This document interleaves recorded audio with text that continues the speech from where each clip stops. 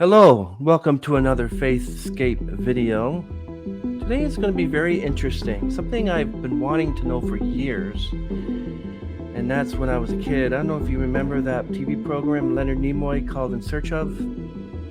Loch Ness Monster, Bigfoot, you name it, and also ghosts and poltergeists. And I know that these are definitely supernatural beings next to UFOs and aliens. So Fox, Mulder, and Scully, you gotta get saved because the Bible's true.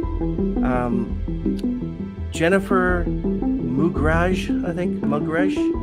Okay, so Jennifer Mugrage, and what she's gonna do is we're gonna introduce her, and then she's gonna tell us all about what's happening. And here she is, Jennifer. Hi, Jennifer. Hi, how's my mic? Your mic's fine. I can hear you really well. Okay, fabulous. I'm just using my laptop mic, so I didn't know. Me too. Yeah, I didn't want to use this is a new iPhone 13. I don't know if I haven't used this for streaming yet, but maybe I'm just afraid that it's not going to work out the way the laptop, because StreamYard is a really good product, and I've never used it on an iPhone, but I know there's some things like videos and stuff you can't use. So here we go. And I'm going to put my watch on. So this is going to be an excellent discussion. I read Jason's book, How UFOs and Bigfoot Prove the Bible's True, and I got a lot of notes in here. So this is going to be a fun-filled discussion. But we want to get your backstory. So can you tell us, now everyone, as you know, this is pre-recorded, so yeah, you're watching an edited version in the future. So Jennifer, tell us a little bit of backstory about who you are and about your books and what they're about. Okay. I don't know how far back you want me to start. My parents were poor but honest. No, I'm a pastor's kid. I'm also a book nerd and a sci-fi nerd and a fantasy nerd. Although obviously not to the extent that some people are. There's always more that you can learn. My first job was working for Wycliffe Bible translators, so I got some training in linguistics, although not like an advanced degree. I got a graduate certificate. I spent 5 years living in a foreign country, learned a couple different languages there, and I've always just loved studying other languages and cultures, including ancient ones. Like when I read the Old Testament, it really fires my imagination. Although I have not, I took 1 year of ancient Greek, I have not studied Hebrew, other than the way that you get it, just being a Christian and doing Bible study. Yeah. Now I'm in, I don't know what to count this as a career, but anyway, I'm a stay-at-home mom and have been writing fiction for years. And around, I don't know, late 20-teens, I had this book. I had written a book, and I was shopping it out to traditional publishers because I thought, golly, it would be so much easier to have a traditional publisher. You get free editing and cover design and marketing and all that. So I tried that for a couple years. It's a very difficult process. It's kind of like dating. You email an agent, and then usually you don't hear back from them at all, or they might let you down easy and say, oh, this sounds interesting, but it's not for me. So I've been doing that for about 2 years, and meanwhile writing another book. And then the pandemic hit, and everything was thrown into chaos. But also there was a lot of economic change. People were starting new businesses and stuff. So I thought, you know what? Heck with it. I'm just going to self-publish. And the Lord had already led me to attend a self-publishing conference that had just happened to take place within driving distance of my city a couple years back. And at the time I thought, well, it's probably the only writers conference that I'll get to go to because it's so close. And even though I'm not really planning to self-publish, I'll just go. So that turned out to be really useful. And, I was helped by people that I met there and that kind of thing. So I'm now a self-published author. And here come the books. Yeah, tell us about the books before we bring in our second author. Okay. Tell us what your... Okay, all right. This is The Long Guest, my first book. Mm-hmm. Sorry. In this one, we meet an arrogant ancient Near Eastern man named Nimri, who's involved in building the Tower of Babel. And in my book, it is an actual tower. You can see it there. On the day the languages are confused, everybody gets really upset because they can't communicate. Also, there's a bunch of slaves that take the opportunity to rebel. And Nimri happens to be up on the scaffolding and falls or is pushed. When he wakes up, he survives the fall, but he's paraplegic.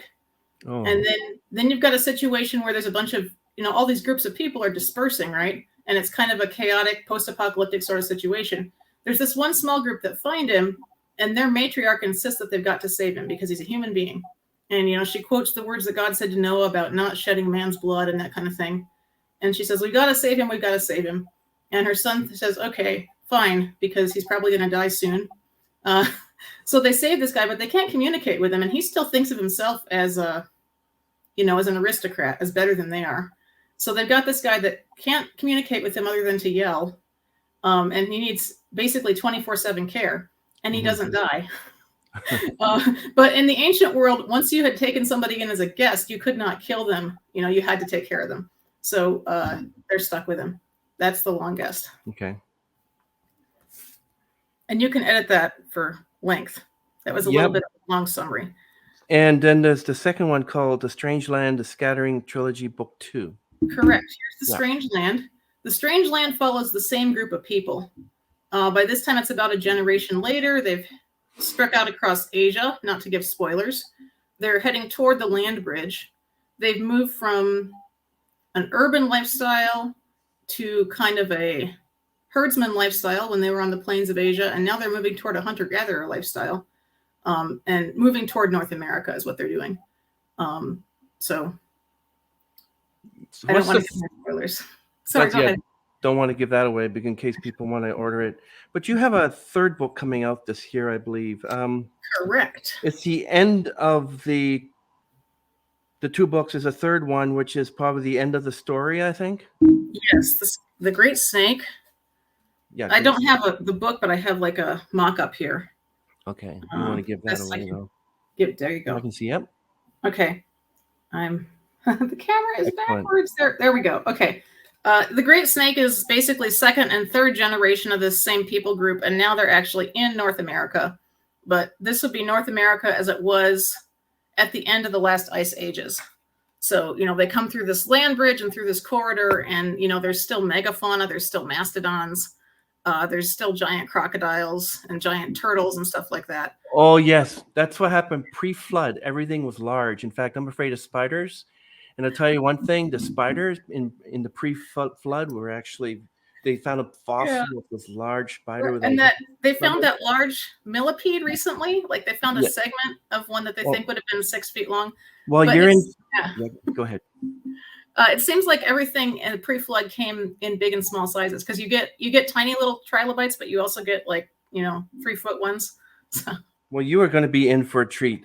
How UFOs and Bigfoot prove the Bible is true. I read this. I made notes. This gentleman is wonderful. You're going to meet him. His name is Jason McLean. Jason McLean, come out and introduce yourself. There we go. Jason, Hi. Hi, Jason. Jason. Hi, Jennifer. Pleasure to meet you. I'm actually interested in the books. I like the theme. I like the idea. My name is Jason McLean. I'm a biblical paranormal researcher. Also a student of the arts, as you see in my drawing desk behind me. I've published a couple. I'm also a self-published author. I do actually have one by a larger publishing group, Metroplex Monsters. This one isn't as doesn't have necessarily a Christian bent per se. I tried to sneak some things in there that they would, they wouldn't necessarily object to. But yeah, let me tell you, I love self-publishing a lot more. It's just vastly superior than like this has its benefits. Like it's easier to get into like stores and stuff, and that's always cool. But yeah, self-publishing is definitely the way to go. It's a lot more work on your end, but absolutely worth it. So yeah, I have my own website. It's SIRu Papers.com, SIRu Papers.com. It stands for the Society for the Investigation and Research of the Unknown. It has links to all my channels, all my books, things like that. It's just a good place to kind of go and see everything. I'm every Monday on Texas Front and Porch. I'm the co-host there, and we bring on different guests to talk about paranormal, cryptozoological, and a bunch of other things as well. So yeah, I'm basically there all the time. And my YouTube channel, SIRu Papers, or SIRu Papers, .com when it's on YouTube. I've got a bunch of videos on there. Not as many as I'd like. I'm still working on them, but it's to address a lot of the issues that we see with, like, again, Bigfoot, UFOs, ancient astronaut theory. I'm very much trying to be a voice against the lies of the ancient astronaut theory crowd, right? Particularly as an artist, I find I was in a much wasted youth. I was actually going to be an art historian with that focused on archaeology, and we're not going into too many details. I basically discovered if you find the wrong thing, you say the wrong thing, you stop being an archaeologist and you become a florist. So it's one of those things where I went a slightly different direction. But that's still very much in my heart. So when I see things like ancient aliens and they're like, look at this picture of a UFO in a painting of the Madonna, I'm like, that's a lie. It's like, what you're doing. Don't even play like you don't. So yeah, I've got a video on that, but we're going to do a lot more videos, because a lot of what these ancient astronaut theoreticians do is they take young Earth evidence that young Earth creationists use, and they just say, nope, must be aliens, right? They take a lot of these things that are evidence of Christianity and say, or that the Bible is accurate, and say, no, it's all aliens, because the basic premise I have for why I'm even bothering with all of this is sort of twofold, right? It's that ancient astronaut theory is going to be a very large piece of the Antichrist's lie, right? How do you bring all of the world's religions together? You tell them they're all right. They're all correct. They just got a few things wrong because the people writing it down misunderstood what the aliens were and what they were doing. That's why you see it in every major Marvel movie, DC movie, every major trilogy that's not the Fast and Furious has it in there. Even the stupid Ice Age movies, right? It's right there in Ice Age. The very first one, I think the last one, luckily my kids aged out, so I didn't have to put up with those anymore. But like that first Ice Age movie, right? They're in the ice cave and they're seeing all the dinosaurs, and they're seeing the evolution of the sloth, the giant ground sloth Sid. And then they come to this frozen UFO, right? I forgot about that. Yeah. And what happens as they walk past it? The human baby, looks up, smiles, and goes, sorry. And does the live long and prosper. And it's like, it's a gag, right? Yeah, it's a gag from 20. Yeah. But here's the problem. Everyone got the gag. Everyone gets the joke. That's the point, because that's the next big lie. It's the reason, again, in Marvel Comics, Thor is an actual god. He uses magic. But when it came time to put him in the movies, what did Marvel do? They made him an alien with technology. They even used the Arthur C. Clarke quote. I always blow the lines, but it's any sufficiently advanced technology will appear as magic to a primitive society. That's Arthur C. Clarke's famous quote. They use that as a way of saying it's not magic, it's all technology from these aliens and all the Agents of S.H.I.E.L.D. spinoff, right? Yeah. They had the Kree show up, and they're the Blue Angels. The new Star Trek series, Discovery, that came out, that was a big thing, was the Red Angel, which was just a human in a fancy suit. Wow. Every major franchise of the last 20 years, and you could even go back before that, it becomes very, very common after the year 2000. But every major franchise has ancient alien theory in it. It is embedded, and it's the reason it's become so popular is because it's the next great lie. They want people, when they do finally spring the trap, to go, well, this does make a lot more sense than believing the Bible. Yeah, I remember you said that in the back of the book at the end there. Yes. I wanted to ask, like, how did you become a Christian? When did you think that you should study cryptozoology and ufology? Okay, that's an interesting question. Let me start off by actually saying because this ties into it. The second reason I'm doing all this is because I believe in the biblical worldview, right? I do believe that the Bible is accurate. Yes, it uses poetic language because the people who were writing it had that mindset. They didn't have a technical mindset the way we do today. They had a very different mindset. It does use poetry. It does use, but it's still factually accurate. It's history. It's history, and that's the importance of it, and why this ties into why I do what I do. Long story short, yeah, I was raised Christian, but my father, who was a mechanic, believed fundamentally that God had no grandchildren, and that if I was going to have faith, it had to be my own. So he flat out said, "You can believe anything you want. Just tell me why you believe this."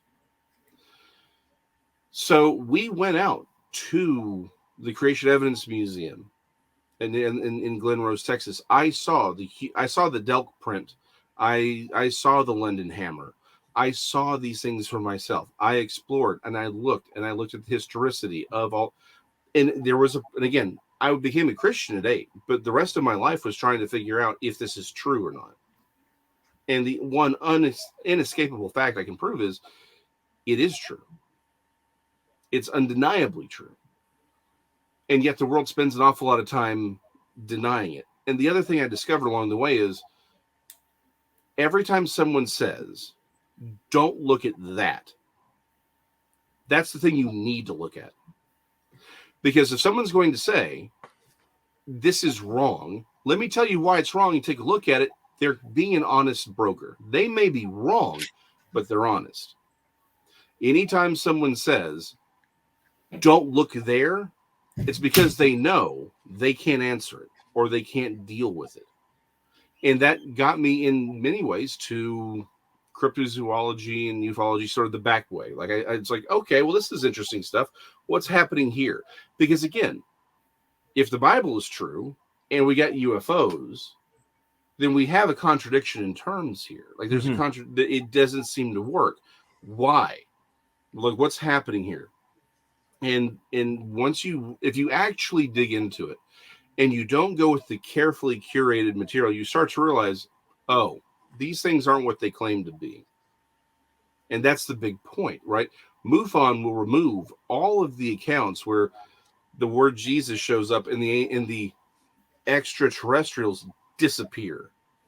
And they have all the high strangeness, the poltergeist activity, the haunting activity that coincides with a lot of UFO abductee experiences. They omit a lot of that stuff because it's evidence that what these creatures are not, some race of beings that evolved independently on, Klendathu or whatever. That these are the demons of old, that they are what, again, what does every sci-fi movie have when there's an alien? Some crazy pastor or priest running around saying, "They're demons from hell." And of course, it's every movie, right?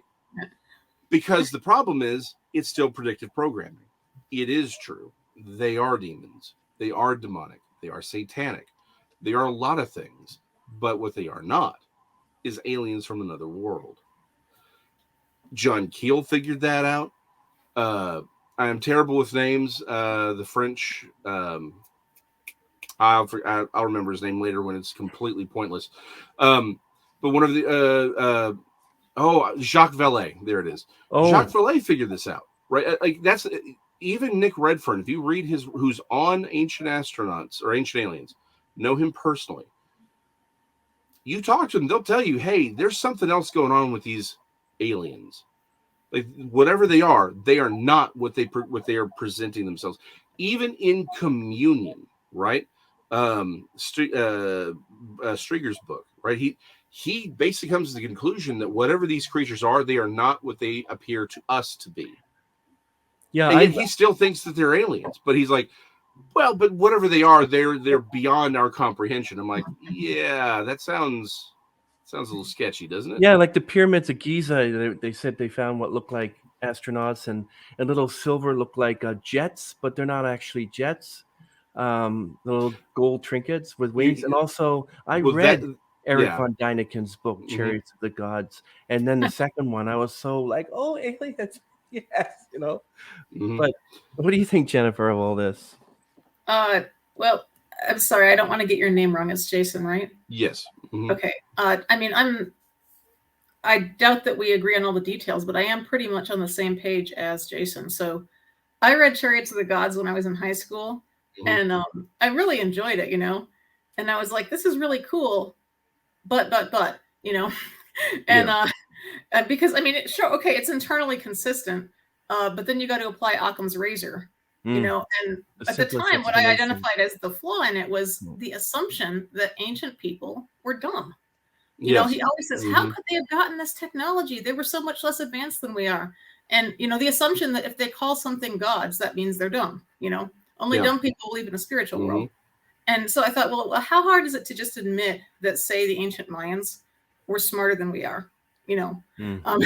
So and I cycled back to that years later. And actually, yeah, it's a little bit of a hobby horse of mine. I haven't made an entire career out of it like you have, but the more I look into it, all the arguments for ancient aliens are predicated on two assumptions. One, that there is no spiritual world, right? Yes. If ancient people are talking about spiritual stuff, there has to be another explanation. Only technology is real. Correct. Nothing paranormal is real. The other is that people started out as animals and slowly advanced. And so we are the pinnacle of civilization. So when you find, like, say, something made out of megaliths that look like they were shaped, and we have no idea how we would build this thing today, and it's perfectly aligned with the compass directions. You know, I've seen people say, like, well, these people didn't even have the wheel. There's no way they could have made this. So anytime that there's evidence that civilization was actually in some ways more advanced in ancient times, it's really snobbery, you know, like that. And it's coming from the idea of human evolution. They even, you know, every time they find a human skeleton, they come up with a new hominid name, right? It can't be human. Neanderthals weren't human. You know, Denisovans weren't human. They're all these subhuman things, and they name them and they put them in a, you know, kind of a line. And then eventually they find evidence that, oh, okay, actually they were, because they interbred with modern Homo sapiens. Or, okay, actually they did gather food. Actually they did make jewelry. Actually they did have art. Actually they did bury their dead. So I call myself a Neanderthal advocate because, I think it's just pure snobbery, this idea that ancient people were dumb. So because people don't want to accept, you know, particularly the Old Testament, but really any ancient writings, they don't want to take them seriously as history written by people who knew what they were talking about, because it would just turn over everybody's preconceptions about everything. Well, I think I have an answer to who built the pyramids, and I think the giants helped. And also, I know Neanderthals.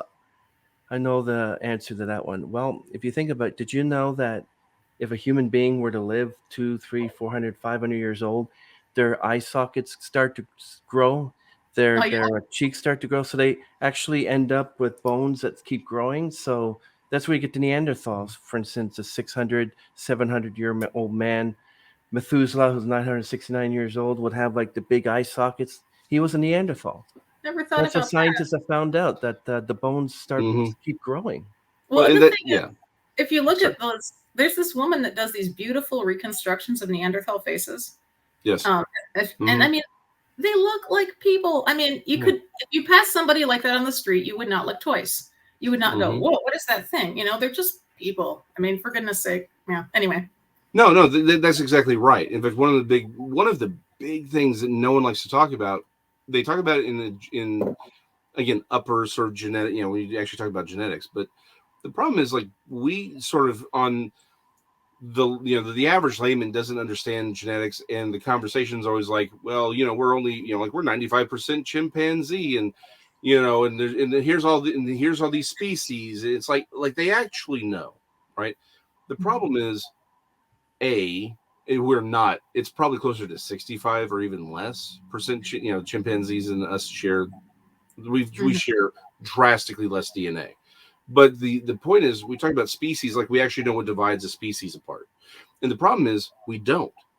As long as they can interbreed, they're the same species. What you have are regional variants at best.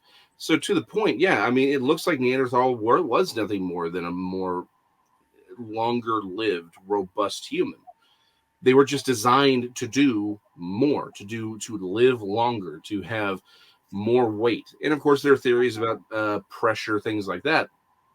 But yeah, it's like they're just simply more robust, shorter in some ways. There's, again, you have Homo heidelbergensis, which was taller, right? But it just seemed like what we call primitive, it was simply more robust. Now, their brain cavities have more space. And of course, they'll say, but they weren't as smart, because we see on the inside of their skulls, they don't have all the same wrinkles that we did. And it's like, well, no. You don't have a brain of a Neanderthal. You have the impression on the skull that the brain left. That is a very different thing. You don't know. We don't actually know how the brain imprinted on the skull cap. We don't know that they didn't have the same number of wrinkles. Well, their skulls just may be that much thicker, that the impressions weren't really left, that the impressions were simply left from an earlier stage of development, and that as they grew, the impressions weren't made in the skull. We actually have no evidence that that's not the case. Moreover, it's fundamentally sort of it's a great question, scientific question, but the problem is they omit the rest of it, right? Again, in the same way that they'll lie about the chimpanzee DNA, they lie. The problem is anything that does not fit the atheist Darwinian paradigm is chucked out of the door.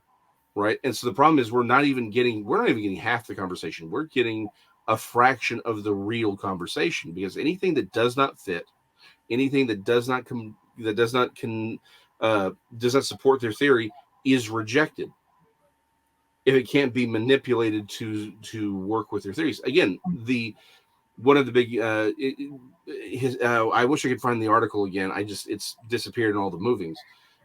During the 17th century, there was a big push amongst the French geologists. They said, hey, we need to disprove the Bible, right? Because they were going through this big atheist revolution at the time, and they wanted to disprove the flood. And so they said, okay, how do we take all the things that that people have used for centuries to validate the flood, and how do we make them? What can we come up with a theory that disproves that we can use to say it's not really a flood? The whole idea of the Ice Age comes from this time. It's how they explain erratics, these giant boulders in the middle of the field that have no reason to be there, right? They shouldn't be there, but they traveled hundreds of miles, and they're just these round stones that look like they came out of a river, but they're they're tens of tons. Yeah, like the Arizona rock.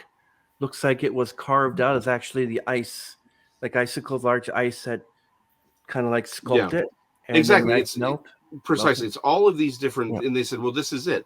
And of course, that's why you always see these paintings of the mastodon, the woolly mammoths, in this frigid tundra, just walking through the Ice Age. And it's like, dude, all the ones we found frozen in Siberia had summer grasses in their mouths. Right.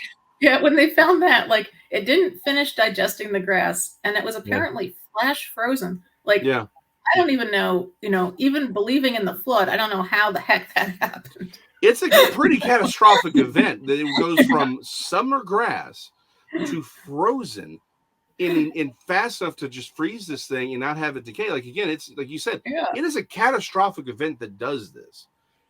Whether it was the Great Flood or something else, the simple fact of the matter is it's not irrelevant that it got frozen, but the fact is, it also says this thing did not live where it was cold. It lived where it could eat. And the thing is, there's different kinds of hair, right? Different kinds of fur. Some furs in hair is designed to protect you from the cold. Other fur in hair is designed to protect you from the sun. Orangutans are very hairy. They don't live in the cold. No. And kangaroos okay. Where do you find kangaroos? In Australia. No, you don't. Some have been found on the highways of Arizona. Oh, well, yeah. So where did kangaroos come from? Like, why, what are they doing in Arizona popping across the highway? You mean live ones or fossils? Live ones. Kangaroos are found elsewhere in the world. I have an answer for that one, actually. I have actually another question here, too. Let me answer that one real quick because it's an interesting story. because that's actually because of Texas. A lot of exotic breeders brought them here. One of them was a gray. Again, the dude actually came out and said, "Yeah, this is my fault," because I actually knew people who saw them, right? And what happened? First, the guy, he was a farmer. He thought there was this dude hanging out by one of his hay bales, right, like the big round ones, which is almost 6 feet long, in diameter. So he's like, "What's this dude doing on my property?" He gets there, all of a sudden he stands up. And he's like, "What the heck is going on?" And he realizes it's a giant gray kangaroo. It just hops away. And he's like, "What?" So yeah, it turns out this dude actually he wanted to breed kangaroos for meat or some such thing. And he thought he had built the fence high enough so they wouldn't hop out. Jurassic Park time. Exactly. Here's the problem. Like all good, all of these, the true medical mistakes of our time, they didn't realize they could dig. And they dug out the first night. And so there are kangaroos that have been seen because they're sort of like all the emus that are now running around, because once the market dropped on emus, a bunch of ranchers just let them go. And so now we got a bunch of emus running around. That'll explain the reason why kangaroos are found in Arizona. Now, deserts. What has been found in deserts are like fish bones and things that don't belong in a desert. They belong in an ocean. So there's the proof of the flood as well. And whale bones on mountains. Yeah. And why are mountain goats on mountains? Because the water, I believe, as the water was rising, so were the goats. And by the time the water was above the peak of the mountains, I think it said in Genesis, that the how else? Why are mountain goats on the mountains? It's the flood probably pushed them up there. That's what I think. I mean, there's an ecological niche for everything, right? And I wrote, I think I can't remember if it's been a while since I wrote the book. I think in the book that you have, How UFOs and Bigfoot Prove the Bible is True, I mentioned Darwin is really Noah's best friend, right? Because everyone has this assumption that Noah, and again, we can talk about the story. Does he actually have to? Is he just bringing on the domesticated animals? Does he actually have to?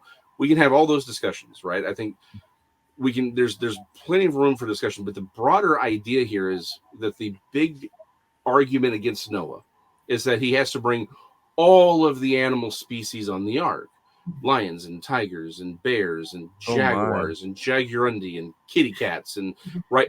And it's like no. All he has to do is bring probably as high as the family. You just have to bring a progenitor. He doesn't have to get all the cats. He has to get something that's Felis catus or some sort of cat and some kind of horse and the babies as well of them as well. Well, you really, because here's the thing. Again, this goes back to the idea of we don't really understand genetics, right? If you really break down all the different subspecies, there's only about 1,000 air-breathing, again, non-insects, but mammals, there's really only about 1,000 of those around, because everything there's at the top. There's a lot of species and subspecies under those, but there's really only about 1,000 or so air-breathing, land-dwelling, which would include birds and bats and all that, running around today. It's a very, very, very small population. It's just everything is a branch off of one of those. That's all that has to survive. And it actually makes the most sense. Darwin doesn't make sense without God. Without a God saying, here is an animal in its perfection, its perfected state, its robust state. Because what does the Bible say? It had a perfect environment. What would you expect? Something that's exceptionally long-lived, remarkably healthy, which would mean it would be more robust, right? Which is what we find in the fossil record. We find, to your point, and it's a nightmare I don't even want to consider. We have these 6-foot spiders running around, things that could capture goats, and there are some cryptozoologists talk about this, and I don't want to live in a world that has a 6-foot spider. That's all I'm saying. We can hope they were marine. That's what I'm saying. It's like I don't like the water to begin with, and I'm not going into anything with that kind of spider running around. But you do have the archaeoteuthis. The archaeoteuthis, it's giant squid. Oh, exactly. And those things got messed. But it's like, but everything, dude, armadillos. I'm in Texas, right? I mean, I'm a 5th generation Texan. Armadillos are this big, right? The glyptodont is actually one of my favorite Pleistocene animal. It's an armadillo the size of a Volkswagen. It's a giant armadillo. Yeah. It's a giant armadillo. Because by the the way, oxygen content, everything was bigger. Well, it's for a lot of reasons, including the oxygen content, absolutely. But the simple fact of the matter is, the point is, these were the perfected versions, right? They were robust. All they had to do once they got off is their offspring just spreads out and adapts to the new environment. Well, less oxygen, less, less, it's a less perfect state. So they would be lesser than. That's what we find. We don't have 50 and 60 foot long, snakes anymore. Thankfully, the biggest, boa constrictors, which I think are just closer to the original, they're 30 feet long, right? Same thing with crocodiles and alligators. They're close, even the closest is the Nile, and it's, at best 25, 30 feet long. Whereas, the Deinosuchus is like 40 or 50 feet long, right? So a lot of the thing is, everything was bigger and more robust in the past because it was a perfect environment. Post flood, not so perfect anymore. Things aren't living as long anymore.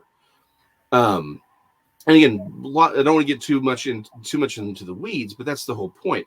If you had perfect genetics and perfect everything, and it was designed by God to adapt to radical changes in the environment, and we see that today, we can put fish in a radically new environment, and they will adapt within 1 or 2 generations.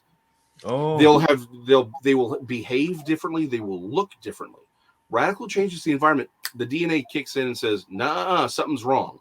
We need to adapt to this," and they will have completely different survival strategies after just a few generations. This is, again, evidence of design, where it's like, no, we've got fail safes to protect these species, to save them from radical climatic shifts and ecological shifts. That's evidence of design. That's not evidence of evolution. But Darwin's observations, and this is where the church got things all really, really wrong. We argued against Darwin's observations. What we needed to have argued was against his conclusions. His observations were correct. His theory that you could have one finch populate all these islands, but then they all become different finches because they have different ecological niches that they're filling, that observation is correct. And it actually makes the Bible more credible, because it is more credible that he only had to have 1,000 different groups of animals on the ark, right?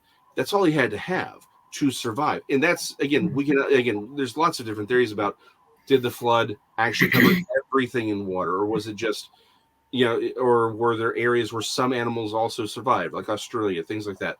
Welcome to have any conversation. That's the how. I'm more concerned with the why. Why was there a flood? And it was recorded. Why did it come? Why do animals well, because, the Bible gives you that answer, right? Again, whether it's 6, 7, 15, 30,000 years ago, I don't care. If that's where, don't get me wrong, I have my opinions on it, but I don't care, because that conversation is amongst a bunch of friends eating at the same table, right? But saying the universe randomly for no reason blew up 14 billion years ago on a Tuesday, and then over billions of years we now have everything we have. That's a dude in another country eating in a very different restaurant, right? Jen, what do you think? Sorry, please. Do you think evolution and creation are compatible with one another? Well, what Jason was saying just now reminded me of some things I read. I just finished rereading Darwin on Trial by Philip Johnson. Okay, so he points out that what you were just pointing out, which is that the word evolution is used to mean 2 very different things. One is population modification, like the finches. And as you point out, that's obviously happens, right? It's easy to prove. The other is that the same mechanism can somehow cause entirely new organs to grow. And this is the reason for all the biodiversity that we see. And as he kind of sums up his whole book in one sentence when he says, or 2 sentences, as an explanation for population modifications, Darwinism is an empirical claim. As an explanation for how all life on Earth came to be, it's pure philosophy. And he shows in the book how the reason it's pure philosophy is when you rule out design, that's pretty much all you're left with. So yeah, absolutely. What else was I going to say about that? Oh, I'm interested in people. I mean, I like animals too. I like flipped it on some things, but thinking about the fact that the genetics being the way it is, and it's also that we keep finding changes, right? Like we used to think it was just a blueprint, and now we find, oh well, certain environmental factors can turn on and off the expression of genes. And you're like, wait a minute, more is going on than I was taught in high school, But just thinking about the family of man, if you look at everybody alive on Earth today and in all of recorded history, we're not even all of humanity. We're all one family. We're literally like one extended family from Noah. So I like to imagine, like, it's hard to imagine, but before the flood, we can imagine that there was even more genetic variety in the human race. Oh, yes. Yes, absolutely. Already today, you've got people that are 4 feet tall, and you've got people that are 7.5 feet tall, and you've got people that are tanks, and you've got the Kungsan Bushmen, all kinds of hair, all kinds of facial structures, all kinds of predispositions to different diseases. So really, it was kind of a bottleneck, right? Like, and I think the geneticists have even come to this. They've said that they have. there was a time when there were only 10,000 couples or something, which makes me ask, where did they come from? But they found evidence of the bottleneck, even coming at it from an evolutionary perspective. Yes. No, to your point, one of the things I've said often on the show is really, if you look at humanity, particularly from a morphological standpoint, there's less diversity in in humanity as a whole than there is in a single litter of puppies, right? I mean, look at it's like everyone's like, well, look how different we are. We have tall people and short people. Well, great. Any population of animal will have that. But if you look at our bone morphology, the proportions, and look at healthy people and people with genetic disease, they're virtually identical, even between the short and the tall. But compare, in fact, I do this on I have this on the video about Bigfoot in the Bible. I point out, if you were to put a British bulldog, just a skeleton, right, up against a whippet or a greyhound, you would never assume that they're the same species. You may say, well, yeah, they may have a similar ancestor, but they clearly aren't the same species. But they are. They interbreed. They're still dogs. They just look different. But there's more difference from a morphological difference between them than between even the most what we would consider radically different humans, human population, right? Because to your point, we are all one large family, which is exactly, again, because of the genetic bottleneck, like you described, which is in the Bible. It's just one of those things where the more you look at any one thing, the more information we have, the more you start to understand, oh yeah, this is exactly what the Bible describes. It may not be how we think the Bible says it. And I think that's another problem that we often have is we're not really dealing with the text often. We're dealing with what we think and imagine in our heads the text is saying. Well, and often, especially with those stories in the first part of Genesis, well, actually all of Genesis, we are not given a whole lot of information. Like, they just tell us one or two things that have to do with redemptive history, and that's it. Like when Cain says, if you send me out, people will kill me. And we're like, wait, where did the people come from? And I mean, there could have been centuries before he killed Abel, and we don't know what was going on at that time. Well, and nobody says, oh, and by the way, there were cities, and by the way, there were megafauna, and by the way, we had already navigated the world and mapped it. It's just, we're just not told. You ever heard of Dr. Michael Heiser, who does he's an apologist and he goes deep? I'm reading his book right now. Yeah. Oh, I am a huge fan of Heiser. Yeah, me too. Yeah, Heiser really kicked. I like his phrase. We have to get in contact with the first century Jew living in your head. Yes, right. I love that. Heiser. I think I will state this, and I will stand on it till the day I die. I think Michael Heiser is one of the most important theological, because he himself he doesn't consider himself a theologian, but I think he's had one of the greatest theological impacts of the 21st century, period, in the story. In fact, I would say he's one of the most important theologians. I always call him a theologian. He's one of the most important theologians of the 21st century. End all, just bar none. Stop right there. He's good. What were you going to say about him, Chris? No, I was going to say because people asking about that gap theory, and he's saying that there's a gap between 1 and 2, and there's a pre-Adamic race, and he kind of like, nope. Yes, he shot you right down. But it was nice when I heard him talk about that. I'm like, that's the same argument I used. Good for me. It's like, hey, I'm not completely an idiot. Look at that. Yeah. And when I read the Bible now, it's sort of like, I don't want to say I deconstructed, but I certainly had to go back to the beginning. And I'm so obsessed with just listening to him and learning. Yeah, you got to read the Bible like you're in the biblical times, because the language they use, and he said it's good to learn Greek and maybe Hebrew so you can figure out what these words mean, because a different word for holy, one for Holy One is Elohim. Yeah. And there's more than one sons of God, but Jesus is the top, like the Almighty God is the Holy One, is Yahweh, but then there are other holy ones, and I'm going, what? I'll be kicked out. Yeah, exactly. He does a great job of explaining the it's a worldview. It's an entirely different worldview. Like yourself, I won't use the word deconstruct because of what it means. Like most people use it today, right? It comes out of cultural Marxism and Marxist theory in there. It's how they've deconstructed ultimately from the faith into either atheism or some other, thing. But I will say this: I just from the idea that I had to step away from a lot of what I was taught. And honestly, like I said, I've said all this for me started many, many years ago, right?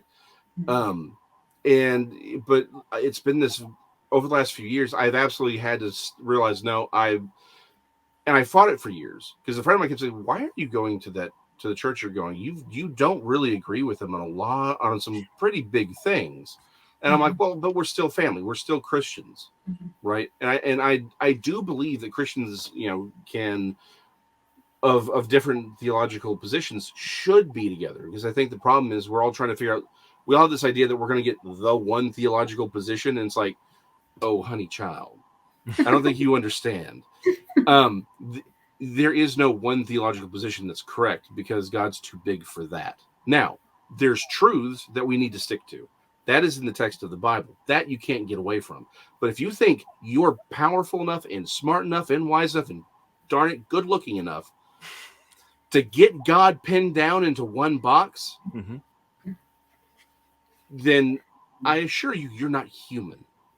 None of our theological positions are going to rightly understand God. But what we can do is listen to one another and say, well, does it compare to the Bible? Does it work with the Bible?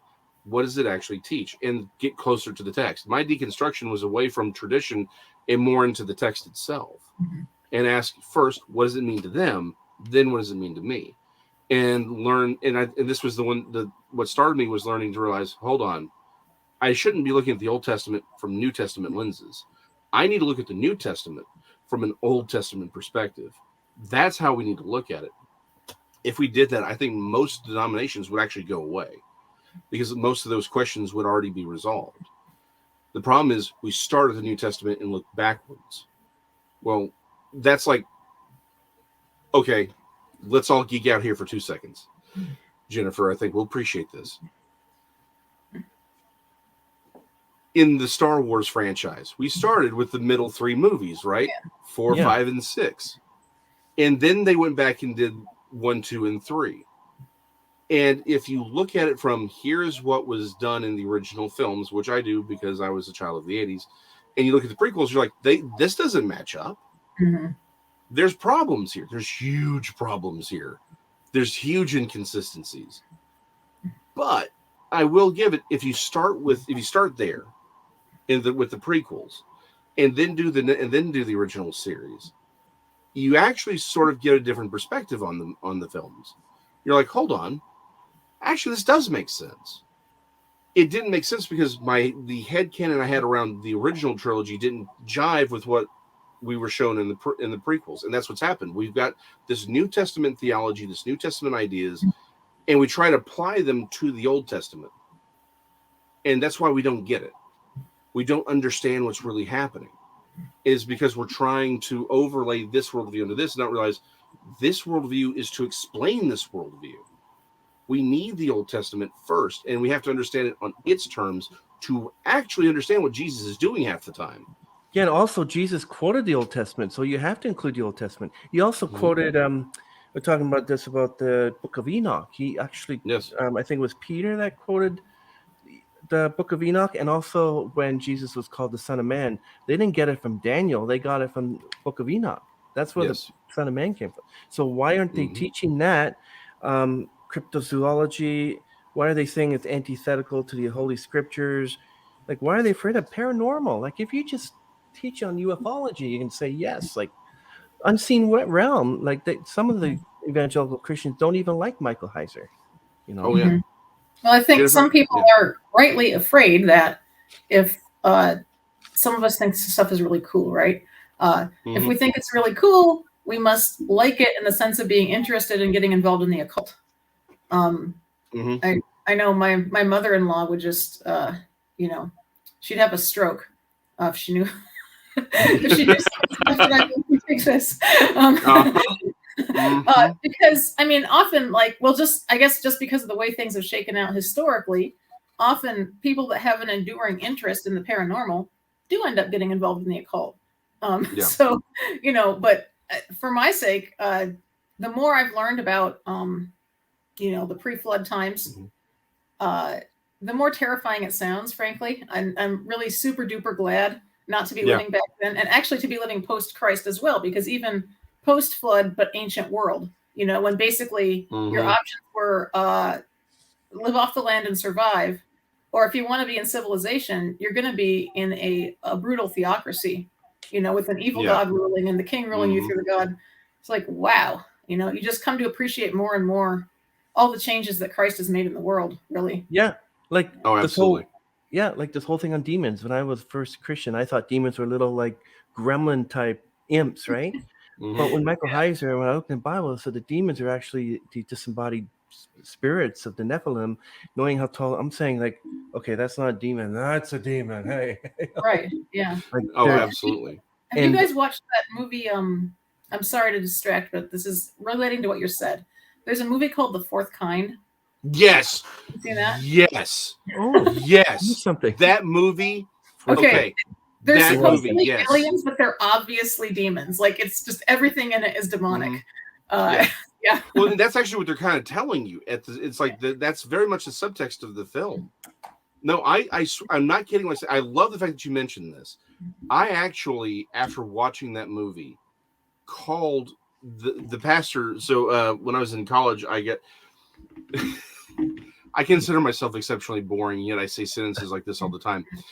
He was a charismatic messianic pastor. Okay. And so I called him up and I was like, okay, I need you to really teach me how to do this whole, exorcism thing. Because this is what we're dealing with. Like, I get it now. Like, it's like that. Now, you mean after you saw that movie? After I saw the movie, yeah. I was like, okay, even though it's all fake, like, so you thought you were going to encounter a case where there are demons introducing themselves to people as aliens, and you might have to exorcise them? Just to be clear? Really? Yeah. Oh, and let me help you. I have. It is like this is the case. Like, straight up. I kind of want to go back to something Jennifer said because I think it's a great point, and I think it's actually more applicable to the broader topic. But let me flat out say this, and I will say this 100 times. I'll say this for the rest of my life. I don't do, when it comes to things like exorcisms and dealing with people with, in fact, the most common thing I've dealt with is sleep paralysis and the shadow people, right? That kind of thing. I have yet to run across a spirit, a demon, anything that could overcome the victim becoming closer to God. I believe straight up, you want to solve all these problems, you get them with the Holy Spirit. Now, there are some things that people should do around the house, because I think we are absolute, again, to Jennifer's point about and to your point about the spiritual worldview, we don't have a supernatural worldview. We don't even have a biblical worldview. That's my second thing. We need to have a biblical worldview. We don't have it as modern Christians. People are letting things into their home they don't understand, and they are criminally unprepared to deal with. Straight up. But I have yet to encounter a spirit, demon, whatever, that could withstand the power of the Holy Spirit in someone's life. That's it. I don't do these weird things. I don't throw holy water at people or beat them with salt or salt licks or whatever. I'm just like, hey, let me tell you about Jesus. Let's actually get you closer to the Holy Spirit here, because once that Holy Spirit is in you, nothing can stand. Nothing will save. It's like I can either get rid of the thing that's in you or the thing that's tormenting you, or I can give you something to actually save your soul, which will solve all these problems anyway, right? If anyone's listening, let me say this: if you do come across someone who is afflicted by the paranormal, which is really just the supernatural, if they're having these problems, you get them right with Jesus. You get them in with the Holy Spirit, straight up. There's nothing else that will solve this. Nothing else that will cure them. Nothing else that will get them out of the world that they're in. In fact, one of the great lies is that Christians get abducted. There's not one single account of an active spirit-filled Christian who has ever been abducted by an alien. Alien. Let me make certain I'm saying that correctly. Yeah, I was reading that in your book that when people have been approached by aliens, they're afraid of the name of Jesus. Oh, they've ended whole abductions. Yeah. It's something MUFON absolutely does not want to talk about. No one wants to talk about this. And again, to your point, just Jennifer earlier, and I think Jennifer had a great response about why does the church avoid all this, right? I'm going to because I've actually had people say, I don't even want to think about the devil or any of that because I don't even want to think about it. I'm like, you don't want to know what your enemy is doing? Like, how stupid is that?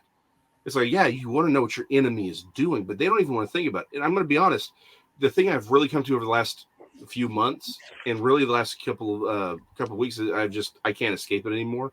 That's what I'm talking about tomorrow morning. The modern American church does not believe the Bible, does not have a biblical worldview, and is afraid of a biblical worldview. And the reason the modern American church is afraid of the biblical worldview is because they're worried that they will lose money over it. End of discussion. They are absolutely terrified of losing money because they're like, I don't want to look crazy to the atheists. This is a cover-up. This is how I don't want to talk. It's like, I don't want to talk to my husband about drinking or my wife about their drinking problem because I'm afraid they'll leave me. Okay, well, then you don't actually love your husband or your wife because you're letting them murder themselves slowly. If any pastor that does not actually address this stuff, in fact, they actively reject it, it's because, and again, I'm not saying you have to make every Sunday about UFOs and the Nephilim, right? Like, it's like, but could you at least put the Nephilim theologically where they're supposed to be? Look, I mean, think about all of the gymnastics pastors will go through to not deal with Genesis 6, to not address the Nephilim. When they come to 2 Peter, and he's clearly quoting the book of Enoch, and by the way, which explains the entire theological point that Jesus takes captivity captive, they will bend over backwards. I've even heard pastors say, I don't know what this is, and just keep on moving. I'm like, well, no. I mean, that's better than trying to explain it away, right? Well, precisely. So why do they explain it? I have heard numerous pastors say this to my face. We don't want to be known as the church that believes in UFOs. Okay, let me help you out here, Kit and Kat. The people who believe the universe blew up 14 billion years ago on a Tuesday already think you're crazy. And by the way, last time I checked, isn't there something in the Bible about the world already thinking you're crazy? Isn't that the point? Isn't that the story? You want acceptance from people who are by design not going to accept you. Because if they accepted you, they'd have to accept Jesus, and they don't want to. No. And the problem is, and when you really dig down into it, what we don't want is that if we start talking about the supernatural, because it's offensive to our modern culture, then the people with the money will leave the church, and then we can't have this nice building, and we can't do all these nice programs with the kids where they get to sing songs and play gross games, and we don't actually tell them anything. I'm sorry, but let's stop. Let me ask this one question. It's entirely off topic, and I apologize for it, but rabbit trails are what I do. If you've gone to a church for 10 years and you don't have an education equivalent to that of a pastor of it, at least a lower, pastorate, what have you been doing in that church? 10 years, and there are people who go to school for 10 years. They're called surgeons, right? Mm-hmm. But you're in a church for 30 years, 30, 40 years, and you don't know Old Testament law. What the heck have you been doing in that church for 40 years? Wow. The thing, it has bugged me, and I'm not kidding when I say this. The last 2 years, this thought has been in the back of my head every single day. Won't name names. Love the guy. I've known him literally most of my life. Older gentleman. Deacon at the church. Deacon for years. Right? I think I can't remember if he actually made elder or not. But I've known this guy forever. He asked me one day, because I was the guy that people kind of talk to after the service to be like, or after Sunday school, like, hey, I got some questions about this verse that we didn't want to talk about. Right? Or I got to talk about the Nephilim. But he looked at me and goes, when Paul says that we wrestle not against flesh, but against principalities and thrones, do you think he meant that literally? I'm like, what? Yes! Of course he meant it literally! What did he even mean by literally? Like, what? I'm like, what did you think he was talking about? So I never really understood. I'm like, you're a deacon and you don't understand the worldview that Paul had? This is literally like, what am I hearing? What am I hearing? But that's the problem. The modern American church rejects the supernatural. They will give lip service to the supernatural. They do not have a supernatural worldview. And that's our problem. That is the fundamental problem of the American church. That's why it's been lazy. That's why the church will do good works. Absolutely true. But it has no power.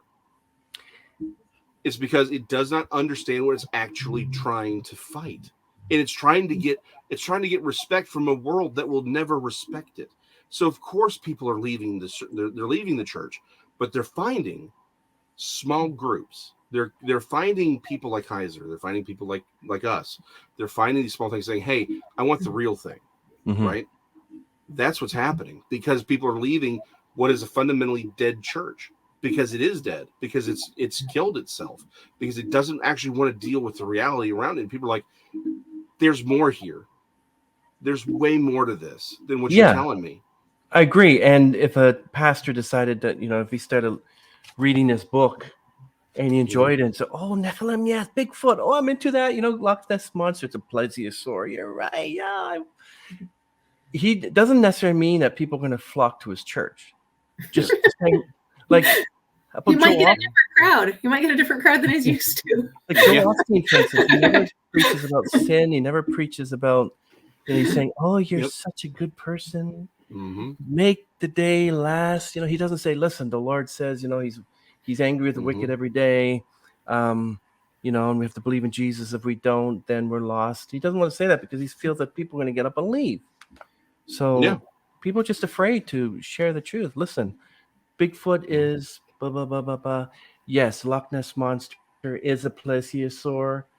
Yes, the large squid that dragged down old schooners from the 1700s are actually real. They're going to say, well, heck, yeah. So anyways, can I have a resignation, please? We got someone else that we want to, Well, and this is a point I make an awful lot, and it's like, again, I say again, I'm sorry, I've completely disrailed this entire interview, and I apologize for it.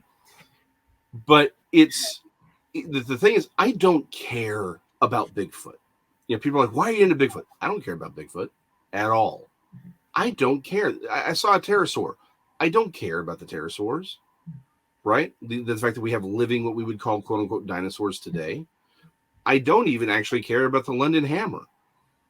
What I care about is the Bible. Mm-hmm.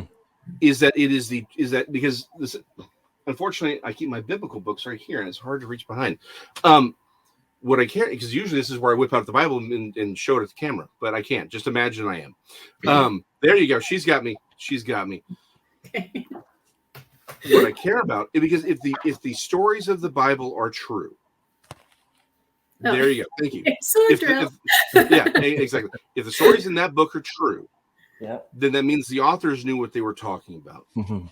If the authors knew what they were talking about, they had information that was given to them by a superior intelligence. And if that's true, then that means the superior intelligence trying to convey itself to us, to humanity. And that's the point. The Bible is God trying to talk to us and say, hey, I'm here. I want to have a relationship with you. I want you in my kingdom. I want you to live forever. I don't want you going to hell. And classic hell, not Sheol. I don't want you dying in sin and being separated from me for eternity. I want you to live with me, with my son. I want you to be redeemed so we can live forever. That's the point. God is trying to save humanity. Whether Bigfoot is real or not, whether the dinosaurs survive, all of these things are fundamentally irrelevant. Again, everything is irrelevant if you're going to burn in the lake of fire for all of eternity. If you're going to be separated from God for all eternity, what does any of it matter? The reason I care about these things, and the reason that I have really kind of shot myself in the foot on a lot of things, like I can't have a good career in politics or any of these other things that I do care about that affect the average person on a more daily basis, is because fundamentally the American church has failed to teach the Bible. Because the reason, again, like I said, people are leaving because they're like, I'm not getting what I need from you. Well, guess what? If they're not getting from you what they need, they're going to go and find it from someone else. And that's when they fall into the occult. That's when they go and they find witches. That's when they go and they find cults. That's when they go and they find atheism or evolution or the ancient astronaut theory. They're looking for something else to replace the fact that that we as a church have lied for really the last 100 so years about the supernatural. And so the problem is, if you're the one who's lying to them, why would they ever believe you for anything else? I know, and I will say with ontological certitude, at some point in the near future, near being a very generalized term, there is going to come a day. It may be as dramatic as a mile-long spacecraft hovering over some city. It may be as common as the Pope standing up and saying, well, aliens are real and they created us, and all of our world religions come from contact with that. I don't know how it's going to look, but it's going to happen. And the problem is there's going to be two kinds of people on that day. Two kinds of people who attended church. Let me rephrase that. Everyone always has this image from the movies of, oh, there's a UFO. Everyone's running to a church. No one's going to church on that day. Unless the pastor prepared them and said, this is the war you're actually in. This is the war you're actually fighting. This is what demons are. This is what the Nephilim are. This is the history of the world. This is what we're seeing today. Unless they're prepared for it, they're going to be like, well, I guess aliens are real, and I guess that means the Bible's wrong. I'm going to go worship the beast. Yeah. That's what's going to happen. And we're foretold this. Any pastor who's not done everything possible to prepare the people in his congregation for that day is guilty of every single soul he loses. Now, you're not going to save everyone. It's not on us to actually save anyone. That's the power of the Holy Spirit. But if you have not told them, if you have not prepared them, if you have not even told them they're in a war, a spiritual war, a supernatural war between these beings that want to drag you into everlasting damnation. If you haven't done everything to prepare them for that, then that is on you. That is on your head, and God will call you to account for it. I would like to be able to look to God at the end and be like, look, I did absolutely everything I could. I'm a dude at an art desk. I'm a bald dude at an art desk. That's all I am. But I want to be able to say, look, I did everything I thought I could possibly do to prepare people for what was happening, where they were, to speak as loud as I possibly could so people could hear me. I'm not like that. That's all I want to be able to do, and let them go, look, yeah, you sucked at a lot of things and you made a lot of mistakes, but at least you did what you could. I don't want to have them look at me and be like, yeah, so all these things that you learned, why didn't you do anything with it? Once I have said this for years. I hate the fact that I'm doing this. I hate it. I don't like going on podcasts. I don't like speaking in front of people at all. I don't like doing any of this. I don't like being the crazy guy who's like, hey, can we talk about this stuff? Like, I don't like any of it. But no one else is doing it.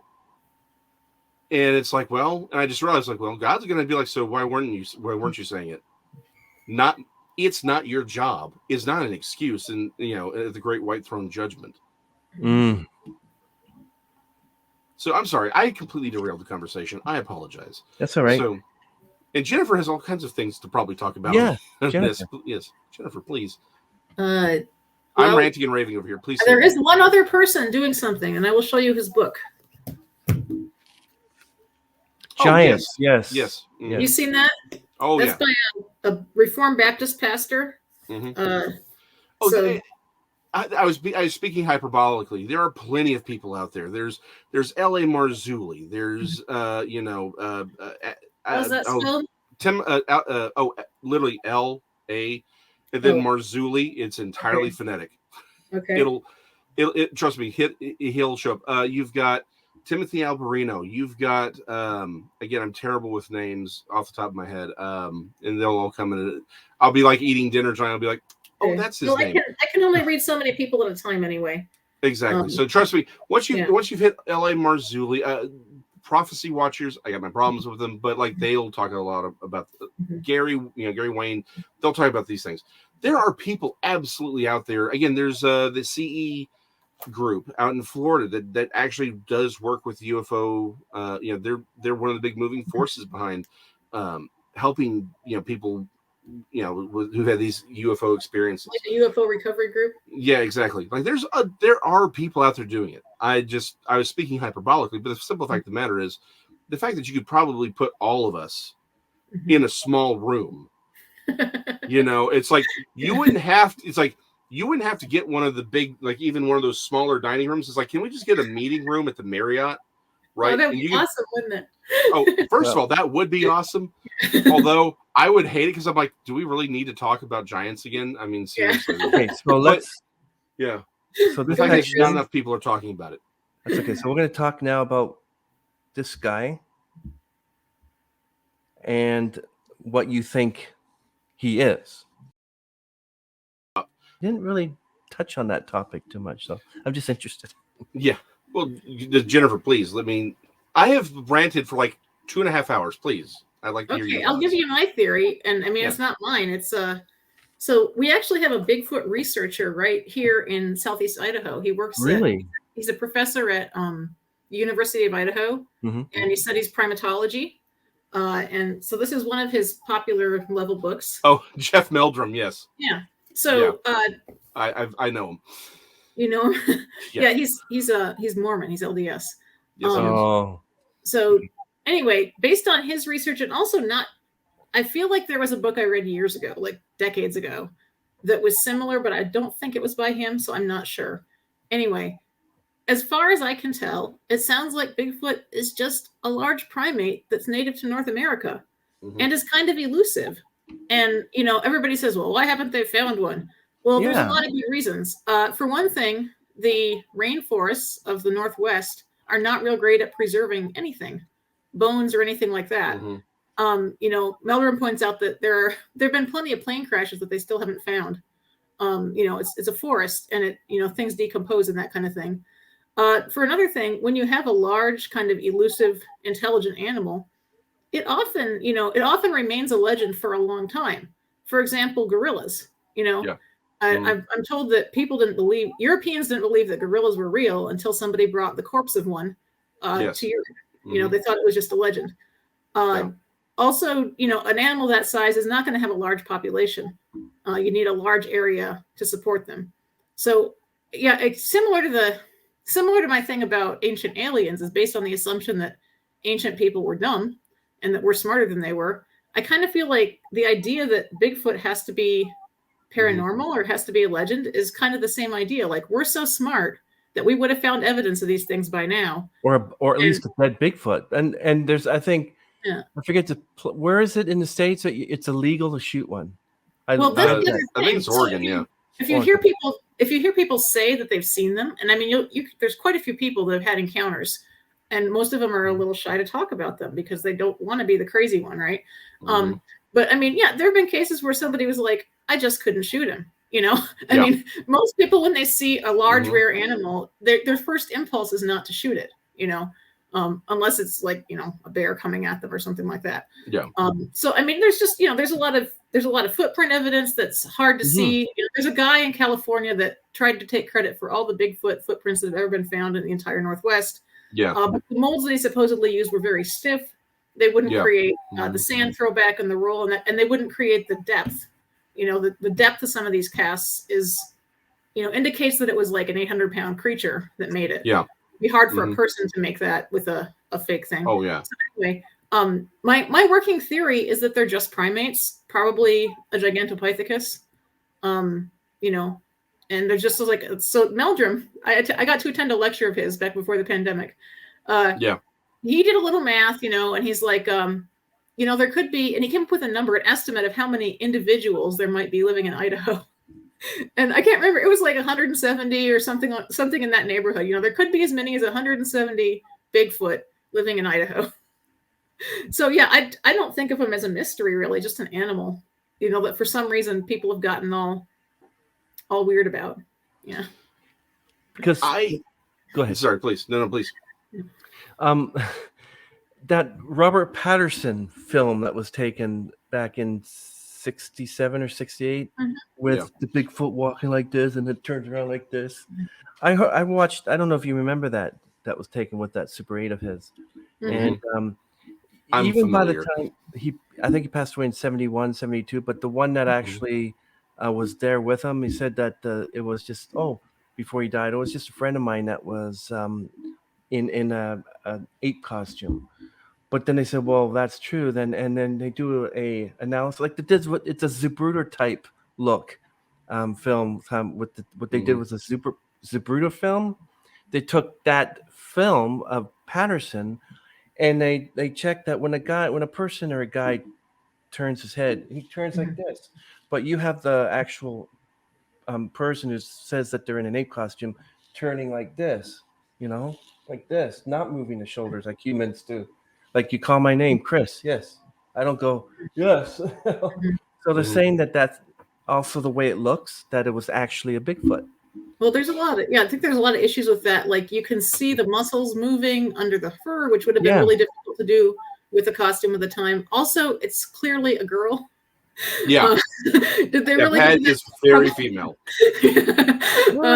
I believe it's actually the strides it takes if you go back to the place. I mean, now probably the place has changed so much, but they did have somebody go back to the place and try to match the strides that it takes in the film, and it's a very wide stride. Like it was hard for a full-grown adult man to match. What if the full-grown adult is 7 feet or 8 feet tall, like Robert Wadlow? His strides were pretty, like he's 8 feet tall. Meters. Robert Wadlow, the world's tallest man back in the 20s, 30s. You know Robert Wadlow, right? Yeah. Well, I don't know him personally, but I'm aware of him. I'm not familiar, but yeah, I mean, it would take a very, very large person, in other words, to take the steps that the figure takes, and take the creek bank in one step and that kind of thing. Yeah. Anyway, that's what I'm obviously not an expert. Well, I know some are fake, but there are people that actually said that they saw like a Bigfoot daddy and a Bigfoot mommy and Bigfoot children. I'm like, well, if you want to end this, shoot one for heaven's sakes and bring it in. Well, I would really advise against that. Just this is where I would step in. If you come across a Bigfoot body, I always say, look, if you're probably not gonna be able to get the whole body, but as long as you don't see anything else around you, head, hand, foot is all that we would is real. I mean, really, we just see the hand. There's actually more about the hand than even the foot. But if you get head, hand, and foot, all things, all bets are off. We got what we need.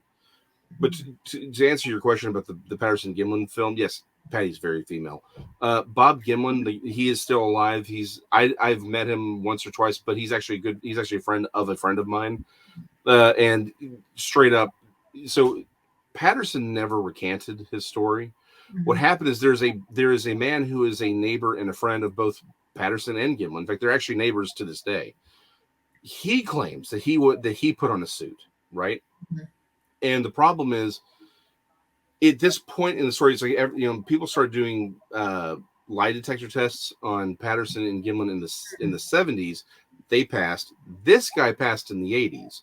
But any story you've told, over a significant amount of time is still going to show up. So the problem is we don't really know which one is which. So it goes back to the footage, right?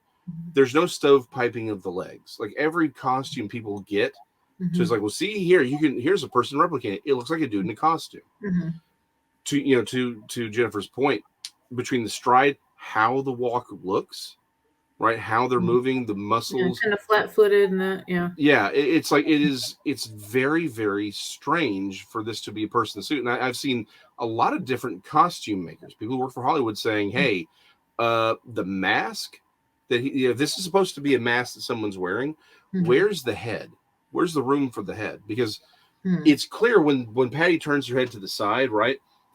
You get a very flat face. You have the eyes right here, but then like right around the brow ridge, the head goes back immediately. It slopes backwards. And a lot of mask makers said, look, to put someone in this costume, the head would need to be way back here for this to work. And the guy has claimed that that's his eyes.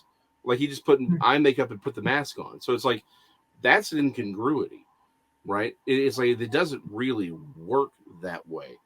So, I mean, the best evidence that we have, again, I'll tell you what I think about Bigfoot here in a second. But yeah, Patterson Gimlin is some of the best footage that we've got. There's some really, really interesting footage out there, though.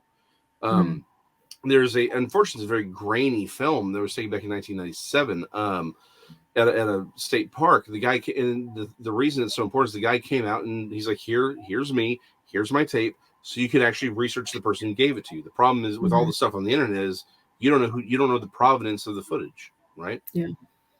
But it doesn't show much, but we see a very large reddish brown creature get up and walk away.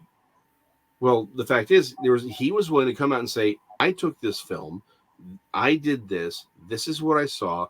Here is a very grainy, bad tape that doesn't give you a lot of detail. But the fact is, if it's doing what it's doing, it's not any known animal anyway. So it's the second best evidence that we have, aside from to Jennifer's point, the footprints, which aside from the weight, aside from all the other details, there's this ridge line in the middle of each foot, right, where it's believed to be what's called the mid-tarsal break. That apes they don't have feet, they have hands. They have, circuits in their hands. So essentially the idea is that right here around the ridge, there's this flexibility where our knuckles would be. And that's what we're seeing is the foot is hyper flexible and bending. And we're seeing the secondary ridge line. But then beyond that, we have different sizes. We have big, we have small, we have medium size. And then we also have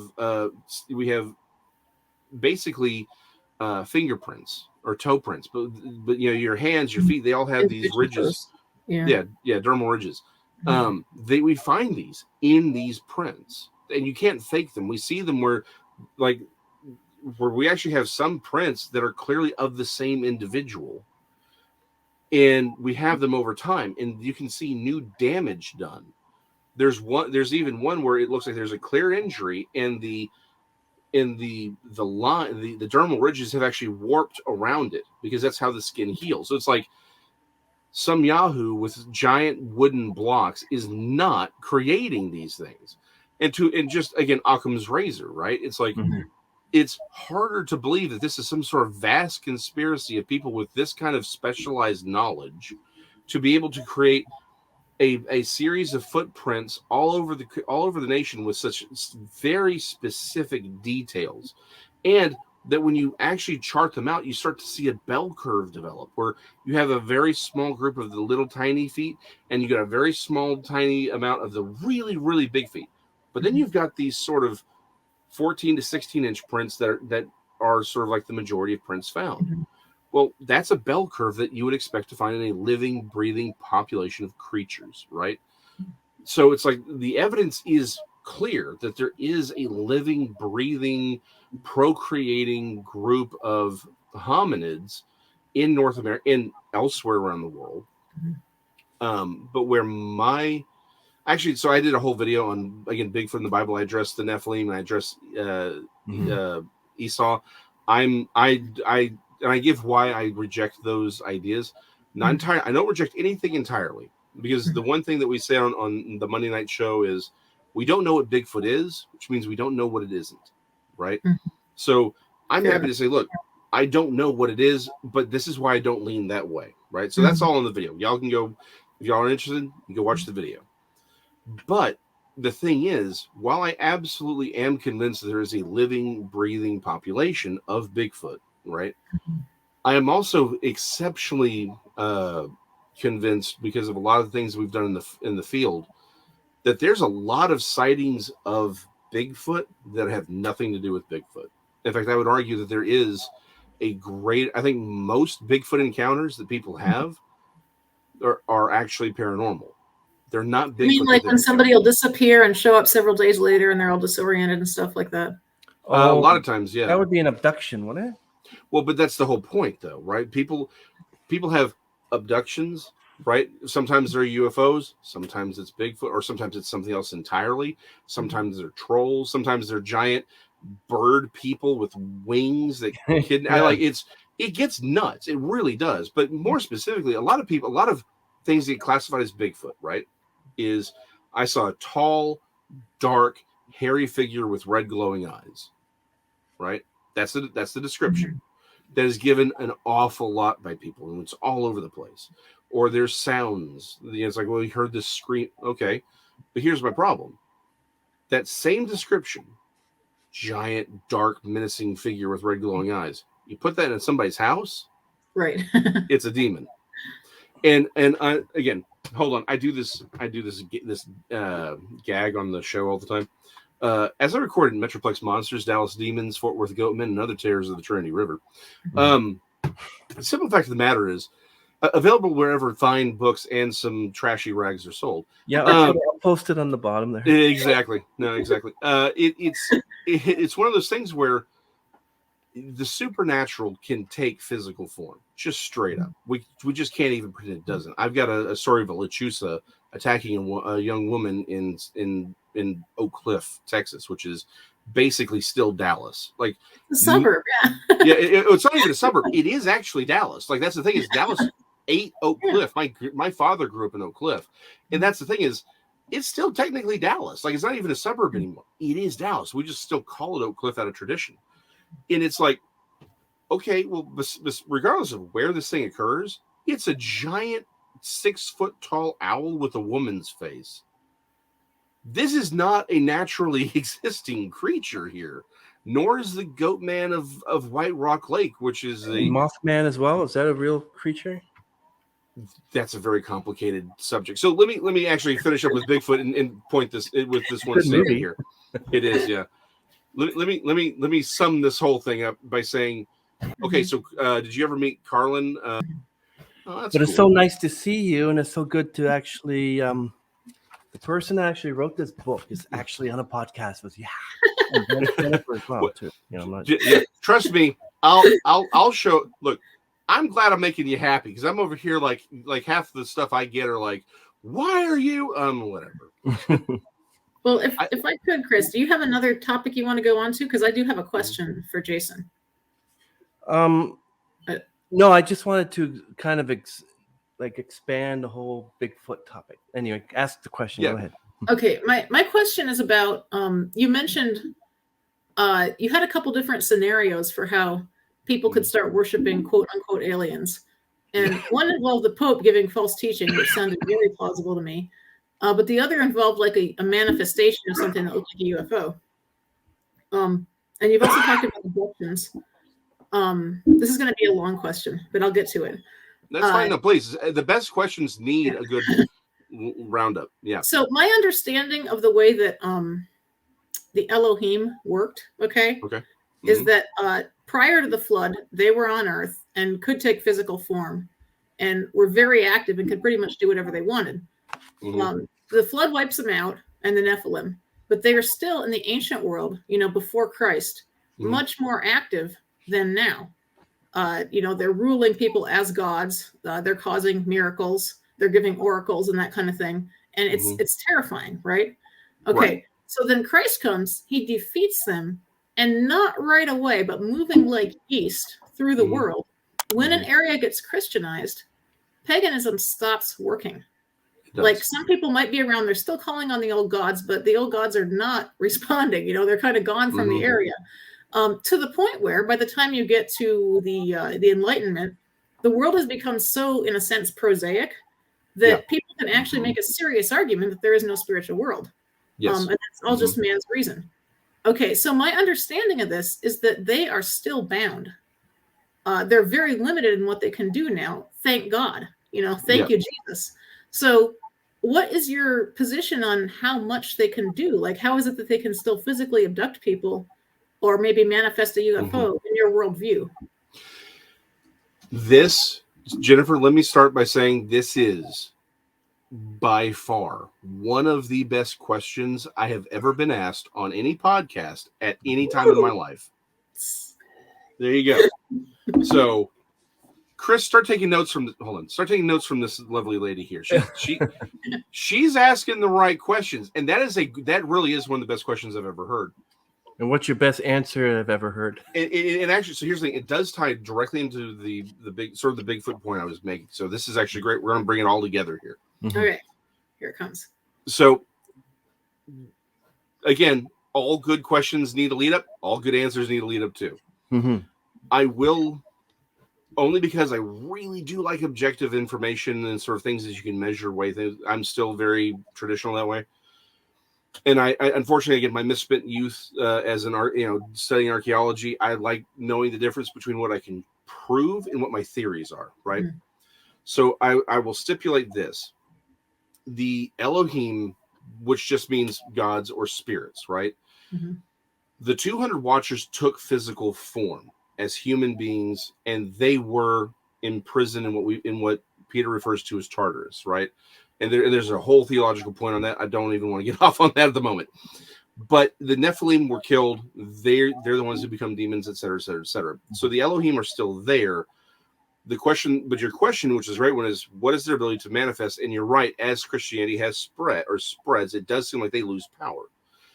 So while I will state I'm not entirely convinced that they've lost necessarily some abilities that they had in the past, in so much as I do believe the power of Christ and the power of the Christian worldview, particularly Christians who were praying against these spirits, right? I absolutely believe that weakened them in the first place. Level one, so part one of the answer is, as we have, again, what did we talk about what did I rant about for a full hour, right? The church has become anemic and weak because we do not actually have a supernatural worldview. The average Christian is completely ignorant of what actual spiritual warfare looks like. And unfortunately, even most charismatics and most people who like to talk about spiritual warfare are completely unprepared for what actual spiritual warfare is, right? They lack a complete understanding of this. Because of that, because our culture has become far more pagan, I mean, old school pagan, it's just dressed up in new ways, and particularly the abortions. And I'll go into more detail on that in a second. But particularly because of the abortions, which are absolutely human sacrifices to Moloch, we have actually destroyed the veil. We have damaged the protection that we had as a Christian nation, and as the very tacit sort of connection as broken and as as weak as it was, even with the Catholic Church, right? The Western nations, all of these Christian, what we would call Christendom, there was at least enough power of the church, of the true remnant believers, to really disrupt all of that. The last 100 years, 120, 140 years has completely undone it. We've broken these veils down to the point where, yes, these things are absolutely happening, and they're gaining the ability to do it, particularly through the abortions. The abortion is one of the biggest things that has absolutely made us vulnerable to these Elohim coming and being able to do what they do. And the reason I say that, because again, I do like things we can sort of look at. MUFON was the one that said since the late 70s, UFO observations and stories have doubled every year since the late 70s. Well, what happened? There has to be something. What happens in the late 70s? Roe v. Wade. Yeah. Yikes. Europe adopts abortion. China, the 2-child policy. That's it. Oh, or the yeah. 1-child policy. I'm sorry, like us as American Christians, we're all like, look at how many 64 million children estimated have died, and that's what we talk about from abortion. We don't talk about Europe, which is probably over 120 million, and we never talk about China, which is, depending on the number you look at, upwards of 1 billion children have been murdered. So that's a lot of innocent bloodshed. And that's not counting Latin America. That's not even counting Russia. And by the way, I will also point out the Holocaust was a demonic sacrifice, straight up. So was one of the first genocide. In fact, I will stipulate, the appearance of Fatima, right? The miracle of Fatima, which is clearly that's clearly not from God. That occurs right after the Armenian genocide. A lot of these massive sacrifices are in themselves demonic. The world leaders are themselves demonically inspired. Hitler talked about, it was recorded by the French ambassador, that one of the reasons he took so many sleeping pills is because when he would sleep naturally and dream, he would be visited by what he called the new man, that he was tall and beautiful and powerful and terrible and would torment him at night. Yikes. Adolf Hitler was absolutely influenced by the power of the Antichrist spirit, which is alive and well today. He will take a physical form at the end as the Antichrist, but he's absolutely been active throughout the world. I have a whole thing on Hitler and the Pergamum altar. It's insane when you actually look into it, but it's there. So that's level 1. We have absolutely undone all of the good work that the Christians who've come before have, because the church has not been doing its proper job in spiritual warfare. That's why it's so strong. They couldn't have avoided Hitler, because remember Jesus said that many antichrists have come. Oh yeah, no. But I was talking about. I was answering Jennifer's question about why are they becoming so much more powerful? Why are we able to starting to be able to interact with them again? It's all of these things, right? The church has not done its job over the last 140, the last 140 years, and so that's why that veil is starting to come apart. That's level 1 of the answer. The second part of the answer to me is there is absolutely a physical component to all of this that we often don't think about, which is the Nephilim, right? The Nephilim in the Levant left. We have all these stories. Again, Gary Wayne, a lot of other really good people have talked about over here in the Americas. There's all kinds of stories from the Mayans and the North American Indians of people, of these giants coming over and reed ships and taking over and doing things. The mound builders. There's all kinds of stories of giant skeletons being found amongst the mound builders, right? And any good archaeologist will tell you the society that built the mound builders are not the same society of these later American Indians that the Europeans encountered. That's not to say that that these weren't Indians that they were finding. They weren't American natives, but the problem is there were Nephilim mixed in with them, and there are plenty of stories from the Native Americans about the Nephilim or about them encountering these giants. When you see, one of the things we see is as the Nephilim try to survive, right, in their empires. Like we see this with Tutankhamun. We see the elongated skulls, right, that have no sagittal sutures. They have Yeah. a lot of these other deformities, right? One of my theory on this, and this is my theory entirely, is that this is where things like the tradition of aristocrats only marrying aristocrats come from, right? That what happened was the Nephilim, the families were trying to maintain that bloodline as much as possible. Now, most of them were killed off, and the traditions remained, the magics remained, the sacred teachings remained. But that the thing is, as they did have to interbreed with normal humans, the Nephilim genes got weaker. But they're also they inbred, and so you got a very weak, very thin. If you look at Tutankhamun, which I think is one of the last. He's probably the last Egyptian Nephilim. He's very malformed. Oh, right? Yeah, that reconstruction they did of him is quite shocking. And he died at like 18 with like hip dysplasia or something. And there's some different theories on it. Some people still think he was murdered, but yeah, either way, the point is he is very malformed, right? Tutankhamun, his father, his mother, also they had the elongated skulls. That now what's interesting is I always saw Bigfoot with Goliath when I was a little younger. Yeah, well, a lot of people have. I mean, they really. That's actually, and again, it's a very. And again, I will not reject the theory out of hand. I just tend to disagree for numerous reasons. But again, with the Nephilim, as they intermarried with humans, I think they just became much smaller. Well, what do the gray aliens look like? They look like very thin, very frail, big-headed humans with lesser facial features. There is a physical component to these creatures, to these things. We do find evidence of 3-fingered handprints on windows on the outside of some abduction theories. So that's level 2. You're talking about modern times now. We've modern ancient Egypt to modern times here. Right. That I think that a lot of those have escaped. Again, the Nephilim escaped. They've tried to stay away because anywhere they went, they could probably dominate for a short time. But look at all the stories of giant killers around the world. Right? Oh yeah, giants are super well attested everywhere. Everywhere. And we always have these stories of giant slayers. So they, at some point, I think they just tried to hide. But I think they also, as they interbred, they became smaller. So you're saying there are things that would look like the classic alien coming off the UFO that are actually living in hiding on Earth and have survived since ancient times. Is that what you're saying? I think or your theory anyway. I don't think aliens, UFOs, I don't think they're from outer space. I think they're from inner space. Again, entirely. Well, I wouldn't go full inner Earth, but I do think that they've been in hiding, definitely underwater. We do see them. I think they have stayed ahead of us in technology because of their where their ultimate fathers are, right? Bringing knowledge.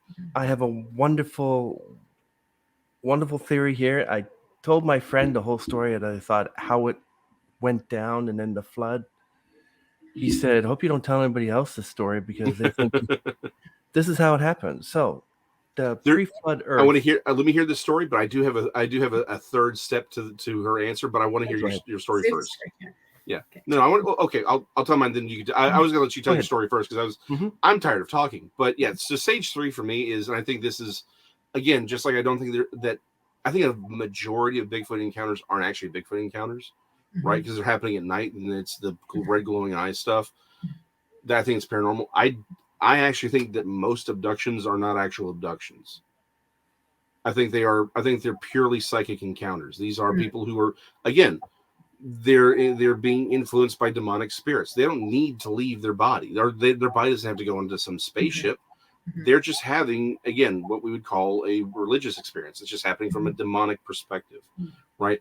The Elohim, because again, demons can only possess, but those Elohim, we don't know what the full extent of their powers are. There's no reason to believe that they can't just, take some person who's already on that, the trackway. They're away from God. They're not living. They're not filled with the Holy Spirit. They haven't done what they needed to do, and then some demonic force, not a demon, but a satanic Elohim comes and is like, great, guess what you get to be now. And because we have to remember, they're not doing this for some random kicks and giggles, right? This is an agenda. It's the agenda to bring about the Antichrist, both in a physical sense. I personally think that the Antichrist will be, again, the spirit in a Nephilim body, so that he can run it. Because the reason people who are demonically possessed often act insane is because those spirits are in conflict with the native spirit, right? The native soul to that body. I think the fact that the Antichrist and the false prophet are physically thrown into the lake of fire indicates they're not truly human. They knew what they were doing. They're in on the gag. So I think there's the physical aspect, the connection to the hybrid that we see with all the UFOs. I think that's a big part of it. But I think the other part is psychological, right? They're trying to prepare us to think, oh, the aliens are here and there are space brothers. And so I think the vast majority of actual abductions are not abductions at all. They're psychic encounters. They're sort of, visions and all these things, but they're made up to look like they're on a spaceship, right? That's what they're making them believe. And there was a particular encounter in Australia. I can never remember the guy's name, but you can find this whole story online. He actually woke up in the middle of he was sleeping. He wakes up and there's these two women, very odd looking women on his bed. I'll try to be as clean as I can. They are undressed and one of them was performing a particular act on him. He hears in his head, something's wrong. He's awake. And essentially, he can tell it's happening. He says they look human, except their eyes were weird. One of them touches him on his forehead. He goes back to sleep. He wakes up 4 hours later. He finds an odd stray hair in a delicate place that's not his. He doesn't have a girlfriend. He's not married, so he's like, this is weird. It has been tested, and it did match genetically with a very small population in China that's really remote. What? So it's like, right, exactly. It's like you're like, what's going on here? It's really it's I got nothing. But that's my. You ran upon Mary Poppins and went to his house. Yeah, well, but that's my whole point. I think most abductions are not actually abductions, and the things that are physical, I think there's a lot more true human involvement in a lot of this stuff. I think that there are, again, it's Occam's razor. Is it easier to believe that all of these, because there are UFOs that are clearly mechanical craft, right? Well, I think there's supernatural UFOs, and I think there's mechanical UFOs. Some of these UFOs are the Nephilim, but I think the others, and again, I have some background stuff I really shouldn't say online, or in a recorded show about that. But it's like some of that's real. But then we have to remember some of these other spirits are around. The Elohim are around over these nations. Is it that hard to believe that there are governments helping this? That they are either thinking they're aliens or knowing that they're demonically inspired creatures, aiding and abetting all of this and pushing a narrative to prepare the way for their God, who is the Antichrist. That's what I always thought was inside Area 51. There were the Nephilim helping the military produce these extraordinary technical machines. And it's not Area 51, I'll tell you that. The Area 51 is important, but that's not where they are. We'll just leave it at that. Visit the website for more. Well, no, actually, I don't have any of that on that website. When we stop recording, I'll tell you what I know, but we'll continue from there. I'd like to hear your story, your thing. So that's my 3. So I hope, Jennifer, that makes sense. Okay, so just a quick follow-up question before he tells the story. Sorry. Okay. So are you saying then that when people reject God and commit genocides, they can absolutely reverse the good work that Christ has done? Like completely? As far as the ability for the Elohim to return to that area and to have dominion, yes. That they are, because Jesus has not come in his fullness yet. When he comes, all bets are off, right? That's what he's doing, right? That's his. But this goes back to what I was ranting and raving about earlier.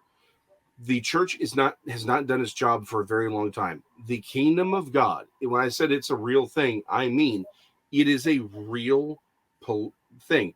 Politics and religion are absolutely intertwined. They are not two separate things. They are one and the same. We don't understand that. We think you can separate the political world from the religious world, and you can't.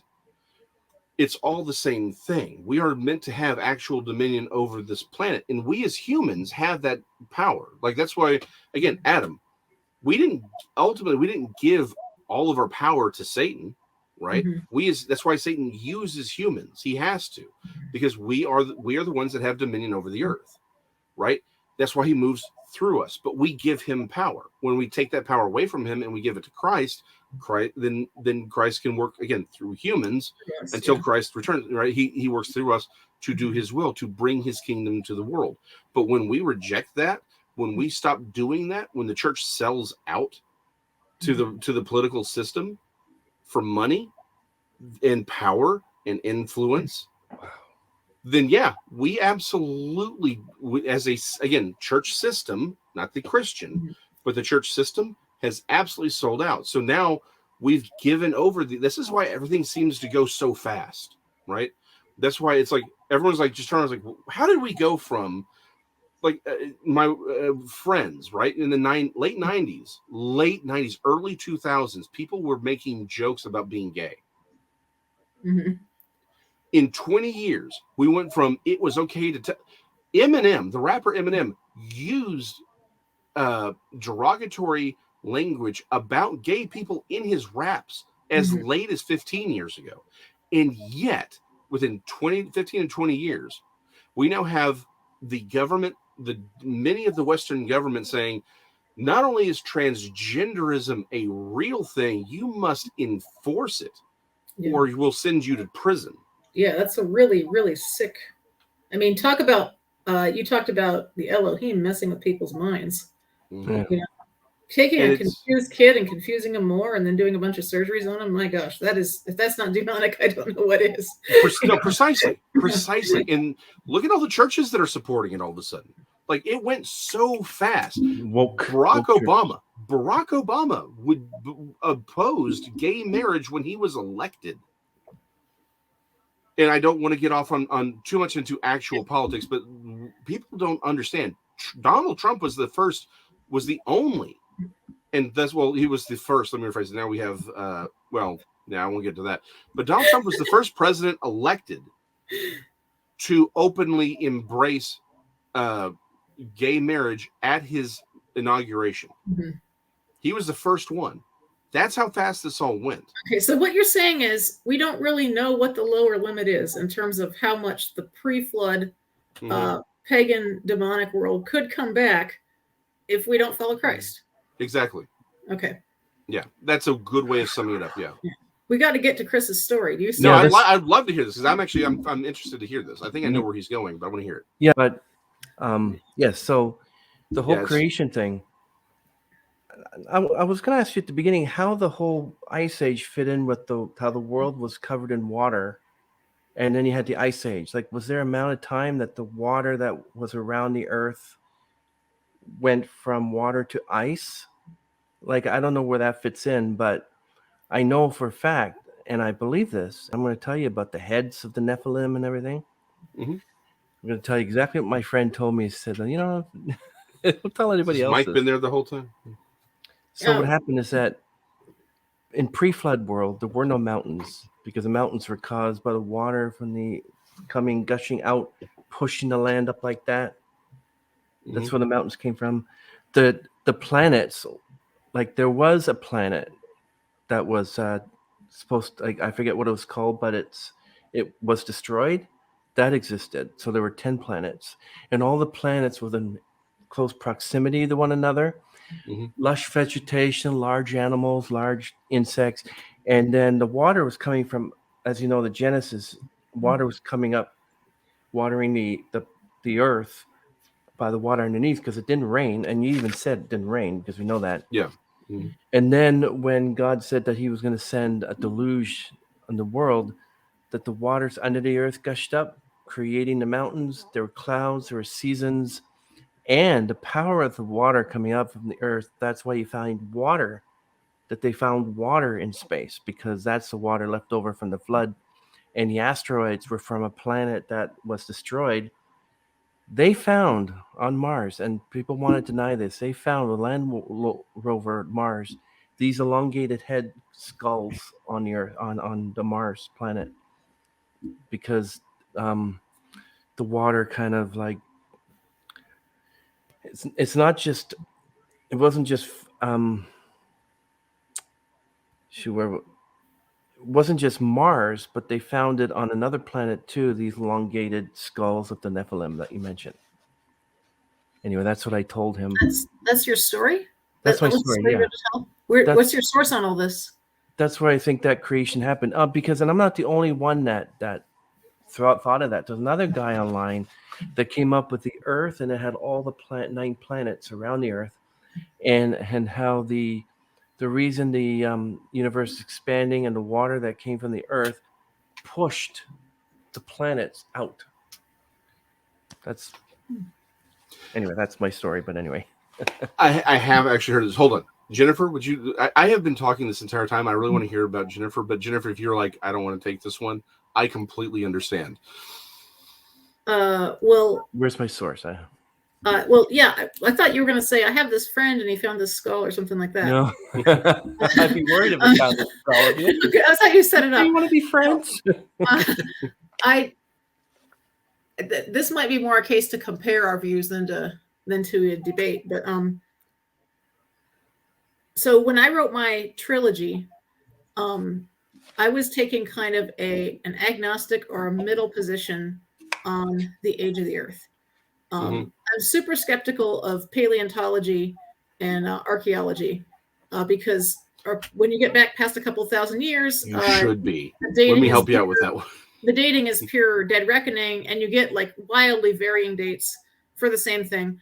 But I was not convinced by the arguments, the linguistic arguments for a 7-day creation and for the genealogies in Genesis being complete.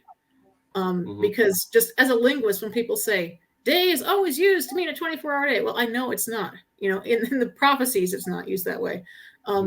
And you see examples of kind of poetic genealogies, even in Matthew, right? He makes it so there are 14 generations in the 3 steps. And there's also the issue of father also meaning, progenitor or something. So at the time I wrote those, I was like, okay, I was trying to integrate all this stuff. And, I'd been reading Graham Hancock. And I was like, okay. Yes. So at the time I thought, okay, I'm going to say that the flood happened at about, I can't remember what I said. I think it was about 12,000 BC or something like that. And basically at the end of the Upper Dryas. And that it was associated with all these geological upheavals as well that preceded it, and volcanoes and earthquakes and things like that. And so then I just kind of I'm like, okay, you have to pick, right? So I said, okay, finger plot. This is when I think the flood happened for the purpose of these novels. And so this is when I think the Tower of Babel happened. And by that time I was getting to 10,000 BC, at which point you almost start being able to trust, some of the dating. Right. And I was able to integrate it with, so anyway, those books are written from that perspective. I'm not really a young earther, not really an old earther. Now, lately, I have been listening a lot to podcasts from Is Genesis History. Yes. And they're young earthers. And so I listened to this hour and a half presentation by Dr. Kurt Wise, where he presents a model that somebody else came up with, but it was like a team of different specialists come up with this model of how basically continental drift could have happened in the space of roughly a year. And it was awesome. But so that vision of the flood is, it's basically the continental drift causing the flood, right? So you have massive earthquakes, like on a scale that we can't imagine, and you've got geysers happening in the oceans. You've got diamonds erupting from the earth in different places, and of course, because you've got very, very fast continental drift, continental sprint, he calls it, you're going to have tsunamis and stuff like that. And basically, by the time he gets done painting this picture of it, it's like, wow, even in an ark, you could not survive that, apart from divine intervention. The safest place to be would be out to sea. And I thought, this is really cool because this would mean that people actually inhabited Pangea. And that's the coolest thing I've ever heard. So I've been kind of binging on their videos, and taking a closer look, shall we say, at the young Earth position, because there is a lot of evidence he presents. For example, the idea that the geologic column that's supposed to represent life evolving from a water environment to a land environment is actually preserved water and land environments that existed simultaneously and were progressively buried. Also makes a lot of sense. So anyway, all that to say that as far as the mechanics of the flood, I'm still evolving, pardon the pun, on my view of it. And my next novel might be based on more of that, kind of young Earth position. But my current trilogy, oh, you asked about the Ice Age. Okay, so what I was working with then, and I think this still kind of works, is that there was one Ice Age. It happened in the aftermath of the flood. Yeah. And it was caused by the flood because you've got a dramatically different climate, much cooler. You've got a ton of rain, very rainy years, and you get these ice caps building up very quickly. So that actually doesn't completely contradict even my current trilogy, because I've got people, a couple hundred years after the flood, and they're finding glaciers that are melting and that kind of thing. So, oh, wow. It's gonna work out. Yeah. Oh, and lower sea levels then, right? Because you've got a lot of rain, the water cycle's interrupted. So, you could have had a land bridge, with ice blocking it off from the Pacific Ocean. All that could easily have been an after effect of the flood, but it would have happened just once. Anyway, that's my working theory, but. Okay. So here's the thing. In a lot of respects, I think Jennifer and I hit the same points. In many regards. Let me address. Sorry, everything's always reversed because people want to, like, when you show up the books, the reason you can read it is because it's reflecting it. But the problem is, it's like, wait, I have to go the opposite to point the right way. Yeah, exactly. It's like that's why people can read it. It's not backwards. Anyway, so to your, I actually have heard the theory that you're talking about, Chris. So yes, there are weird things found on Mars. Now, the elongated skulls that people have claimed, I'm not 100. I don't think they were really skulls. I think a lot of it is pareidolia because it's photographs that are enlarged. A lot of those photographs are clipped out of perspective, so you don't really know how big they are. A lot of it is pareidolia, but pareidolia is still a thing. Now, that having been said, Mars gets really weird in a few places. There's areas that do look like we're seeing pyramids, right? That don't match up with what you would expect from natural erosion. There is the face on Mars that some people say, well, it doesn't exist. Some people say it does, right? So there's other things around the solar system that's weird. There's a moon of Saturn or Jupiter. I can't remember off the top of my head. I think it's called, and I'm a Texan, so I don't pronounce anything correctly. It's Iapetus or Iapetus, particularly in Greek. Like, I'm not going to pronounce it correctly. This is the weirdest looking moon you've ever seen in your life. It looks like the Death Star. It has a 12-mile wide by 12-mile high ridge that runs. It's a literal physical ring that runs around the center of this moon, all the way around. It's even the astronomers look at it and go, we don't know how that happened.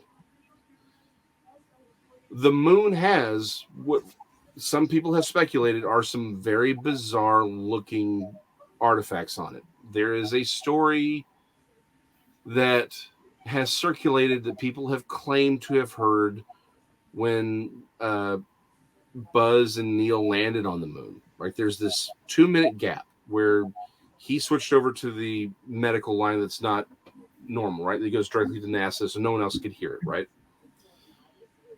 The thing is, back then, it had to go from the listening post in Australia across the Pacific. Well, the thing is, there were people who had ham radios and things like that who were listening to the whole thing. Supposedly, and this is just a story, I can't validate it, I can't verify it at all. But they said, during these 2 minutes that these people claim to have heard, they said, Neil say, they're watching us from the other side of the ridge. My God, they're huge. Now, what does that? I thought it's fiction. No, Wow. we don't know. See, this is the problem, right? There are people who've said that they heard it, and there's a bunch. The problem is there's enough around that makes you go, okay, that's interesting. There are some there again, the whole Google Earth. I'm really praying it's a statue, but I got some other stuff that again I kind of have to keep offline. What looks like again Google Earth, they just took satellite photographs, right? Someone found what looks like a very large humanoid statue Yeah. on the moon, and you're like, well, what's it doing there? Now, does that mean human beings live there? No, it doesn't. Right? Again, the problem is because we can't know for certain if any of this is real or if it's again, disinformation is a real thing, right? That's the problem. There's stuff that we, again, Iapetus probably is what it is, but the question is, why does it look that way? That's really odd. The other thing that I've always thought that we have to consider is when God, basically when, is like, hey, you guys can't jive here anymore. Where did they go? Like, this is one of those things we always sort of assume that these Elohim, that all of these angelic beings are superhumans. They don't need conveyances. They teleport wherever they want. They have all these superhuman powers. That's not a biblical perspective. In fact, we see oftentimes angels being in flaming chariots. They're just conveyances, right? So it is entirely possible that some of this stuff that we're seeing are remains or buildings or things that some of these supernatural creatures have built outside of the earth domain, away from our domain, in order to sort of say, great, we're going to chill here, right? We're going to kick back and do whatever Elohim do when they're not being when they're not screwing around with us on earth, right? When they're not like, hey, let's go torment those people. It's like some of these creatures.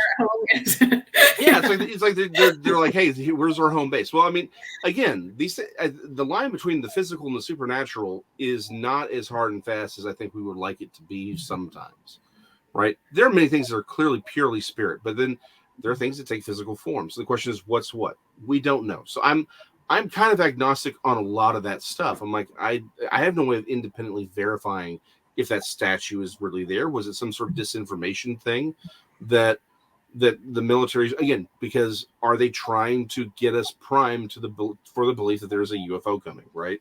That we can all be like nanu, and let's all go worship the space gods, right? Like, how much is real? How much is disinformation? I don't know. But so the question is, that stuff's there. I try not to let that bother me too much. I just say, weird.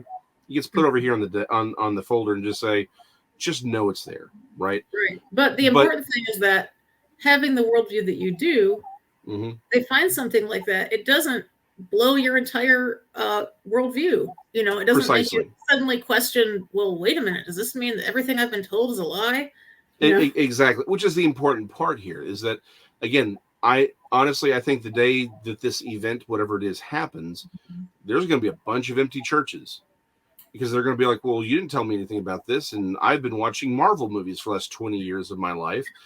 And, it does make a lot of sense that Jesus was an alien who just had advanced healing technology and stuff like that. And that these alien brethren have just been trying to make us love one another, and that they set up our stuff. I mean, that just, and that the Genesis 6 aliens or angels are actually just aliens that came and manipulate. Like, that's the lie that everyone and people are going to be like, well, yeah, I mean, I saw Thor. Why wouldn't this be the same thing, right? Like, it's humans are easily manipulated.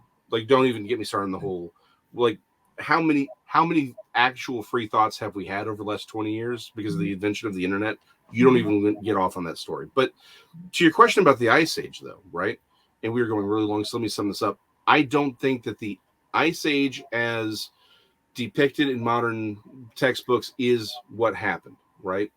I think a lot of it is the remains of it's the flood. Now, again, I'm very flexible on a lot of this because this is the science aspect of it, right? There's the story, there's the truth of it, and then there's the how did it mechanically occur, right? I think those are two very different questions. I think it's very clear from the text that it's about humans being wiped out, not necessarily the animals, right? Because it says multiple times that all those that had the breath of life in their nostrils perished. Well, that's what is told earlier when it talks about the creation of Adam, that God breathes the Holy Spirit into Adam, and it's that gives him life. Well, it's breathed into his nostrils. Wow. So we have to remember when we read, particularly the Old Testament, and again, particularly Genesis, we have to remember it's being written from a poetic concept, right? We have to break out our old lit class, headscarf and put it on and be like, hold on, repetition of thought, repetition of word usage. That's telling me something here. So I'm not necessarily convinced that all land life was destroyed because the water was over it. I do think, yes, there's clearly a scar across the planet, right? That coincides with the breaking up of the continents. That's obvious. Yes, I think the mountains, the mountains are the byproduct of the tectonic plates being pushed out, right? I do think there were massive tsunamis that, again, carried these life forms on. I'm even of the opinion that a lot of this stuff did get into space, and that's why we have, when we talk about, when we found biological or organisms or biological chemicals on these near Earth I think that's what that asteroids and these, I think that's what we're dealing with. I think this was a cataclysm unlike anything you could possibly imagine. Because to our something we mentioned earlier, the mastodons that are frozen solid, these are massive multi-ton animals, and they are flash frozen. They're not even done digesting the summer grasses. Whatever happened to them happened really fast. I mean, unimaginable. I mean, this is literally unimaginable temperatures that we're dealing with. This is something unlike anything we've ever imagined. So I do think it did affect the entire planet, absolutely. But I don't think that necessarily all of the animal life was wiped out. Like, why do we still have wombats and kangaroos in Australia, right? Did they all hop off the ark and be like, Now, don't get me wrong, the wombats pre-flood were some serious critters. Like, they were massive, but they waddled all the way to, what about the sloths? Even if they start off as giant ground sloths, how did they cross the Atlantic Ocean, right? But to say Pangea. Pangea, if they all start off, it breaks apart. Yeah. It's like, then it makes a lot more sense. There were things on the ark, but I think that a lot of what was happening was that they were domesticated animals. Sort of like people have said there's a discrepancy between Genesis 1 and Genesis 2 when the animals are brought before Adam, right? Except if you kind of look at some of the word usage there, a lot of people have pointed out that the animals that are brought before Adam were the domesticated animals, what we would consider domesticated animals, right? That they were actually separate from the natural animals that were created. I don't think that's a necessary explanation, because I think Genesis 1 and Genesis 2 are two completely different stories with different purposes. Because, I think we have to remember, again, this is poetry. But that being said, I do think the idea that the animals are brought before him, I think those are domesticated animals. We have to remember, of all the domesticated animals on the planet, I mean, any animal that's ever been domesticated classically, anything in the last 100 years doesn't count. I think it's 80% of them come from the Middle East. They literally come from that area.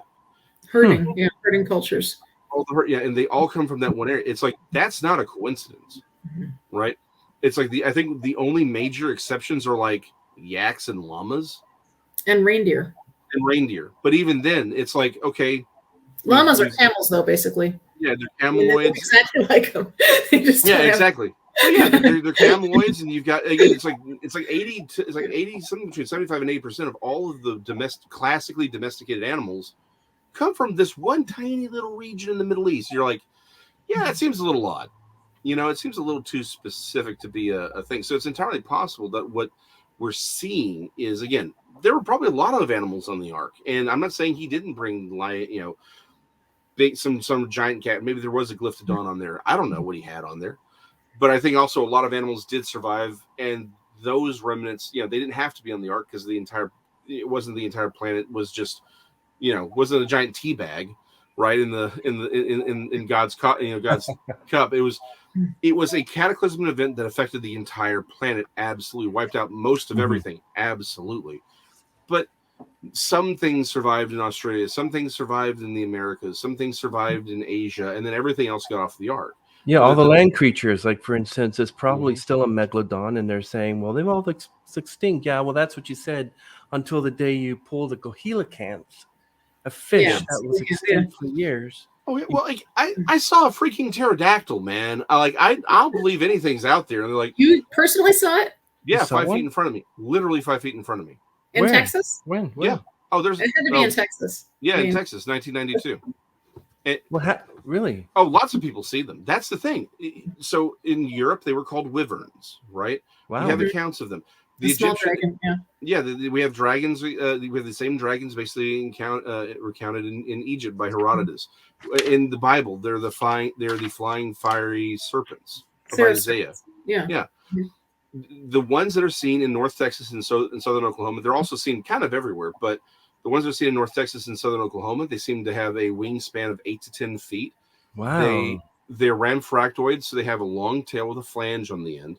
But when they fly, they tend to have this S curve, like when you watch a pelican fly or a crane fly, it sort of curves.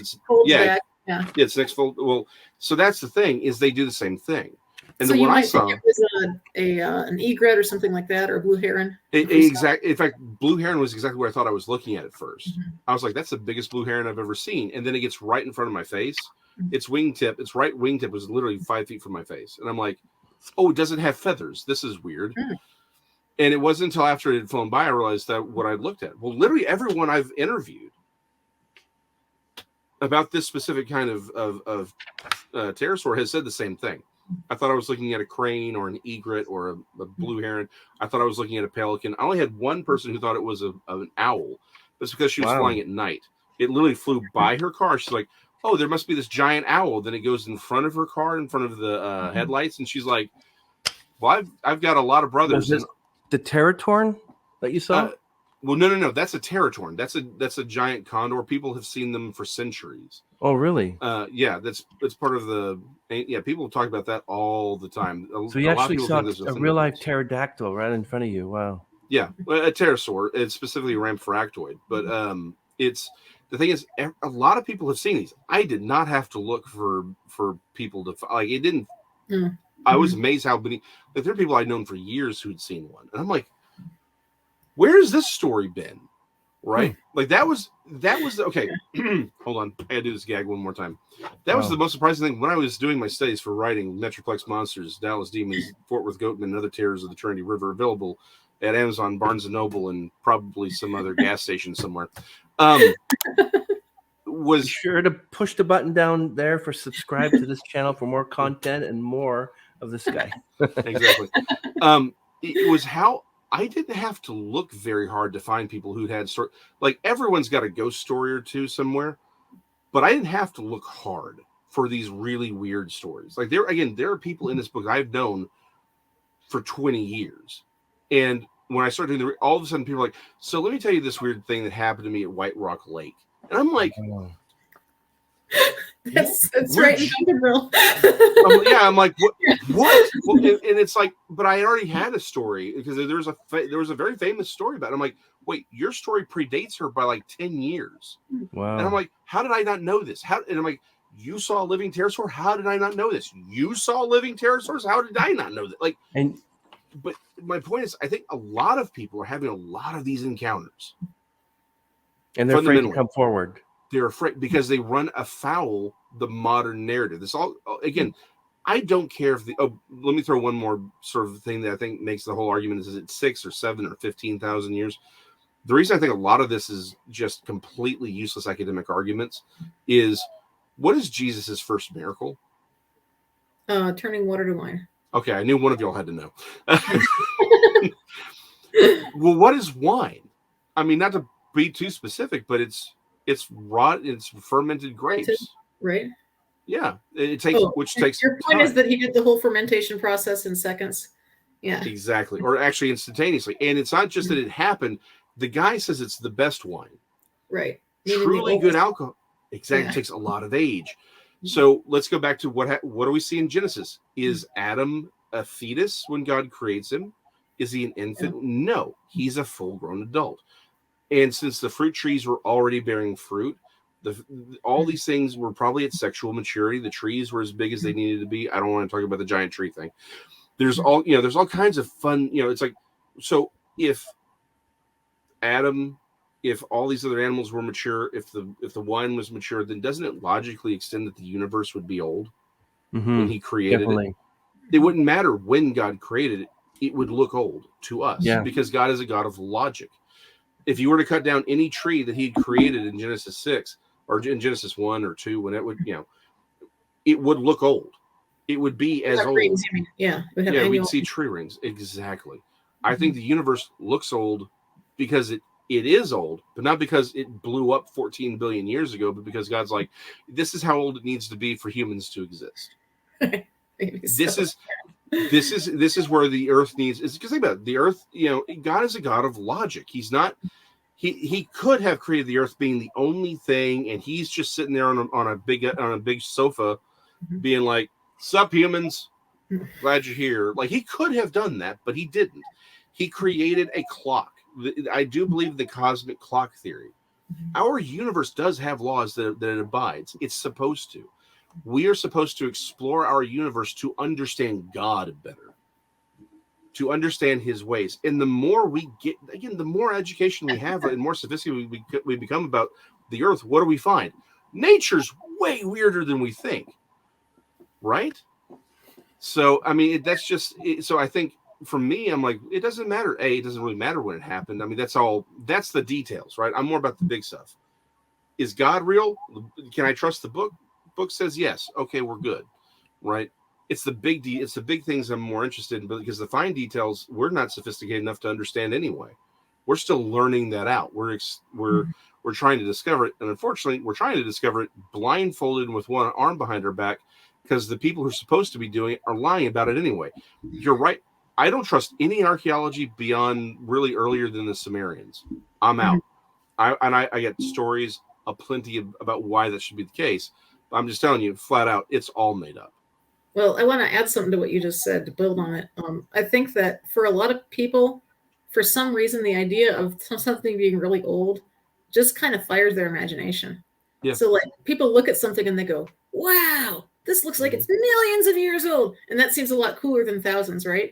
And that even applies to archaeology. Like, that complex down in Louisiana, Poverty Point. Yes. Okay, so when they first saw that, they said, wow, this thing looks like it took, centuries to build. And then they started taking core samples, and they're like, okay, they built it in a couple of months, and go back exactly. to that the same with diamonds. I mean, this. Right. I have a point here. Superman turned coal into diamond in a few seconds, but diamonds don't take that too long to make, like what, more than 10 years or something? 10 hours. Yeah. You have to cool them down in 10 hours, or they will just turn into what, coal? Something like that, yeah. Yeah, here's something else. So with the carbon dating 14, they thought, oh, carbon 14 date, oh, look, the millions years old. This is 20,000 years old. So what they did is, I think a Christian or pastor, some sort of archaeologist, they tested this carbon 14. You're familiar with the carbon 14 thing? Well, I mean, I know it's dead reckoning. And, they took a hat from Texas, like a Texan cowboy hat, and they buried it for a couple of months, and they dug it up, and then they did the carbon 14. Oh, look, this cowboy hat's 1.5 million years old. What? Yeah. We just and you're disappointed in having to give up your millions of years. Yeah. You can give them up, and we'll give you back gods, aliens, continental drift, and all kinds of cool stuff. Your imagination can still enjoy itself. Oh, exactly. Millions of years. Yeah, truth is stranger than fiction, folks. Exactly. I'm sorry. If I can't even tell the difference between a Babylon Bee article and reality anymore. Like what's Babylon actually Bee. Oh, don't even talk to me about what they did with Elon Musk and everything. Oh yeah, I don't even want to get too far. But I'm like, it's just. I'm like, I can't even tell the difference of these things anymore. Reality Justin Peters won't follow them anymore. Yeah, well, like I said, we'll leave all that. I don't want to get too far off of that. But my point is, reality is way stranger than fiction. Like there are movies made, and everyone's like, "Oh, that's way over the top," and I'm like, "No, you don't understand about some of these movies. They're playing some of this stuff down because it's Mhm. way Yeah. Hacksaw Ridge, which is the guy, I forget his name, who basically we get the medical core from. Like everyone will tell you they toned that movie down from what he actually did, because you wouldn't believe it unless you were there to see it.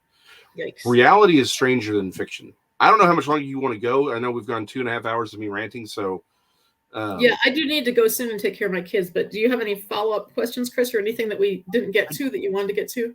I just wanted to do the next subject. Are you guys finished with the Bigfoot thing?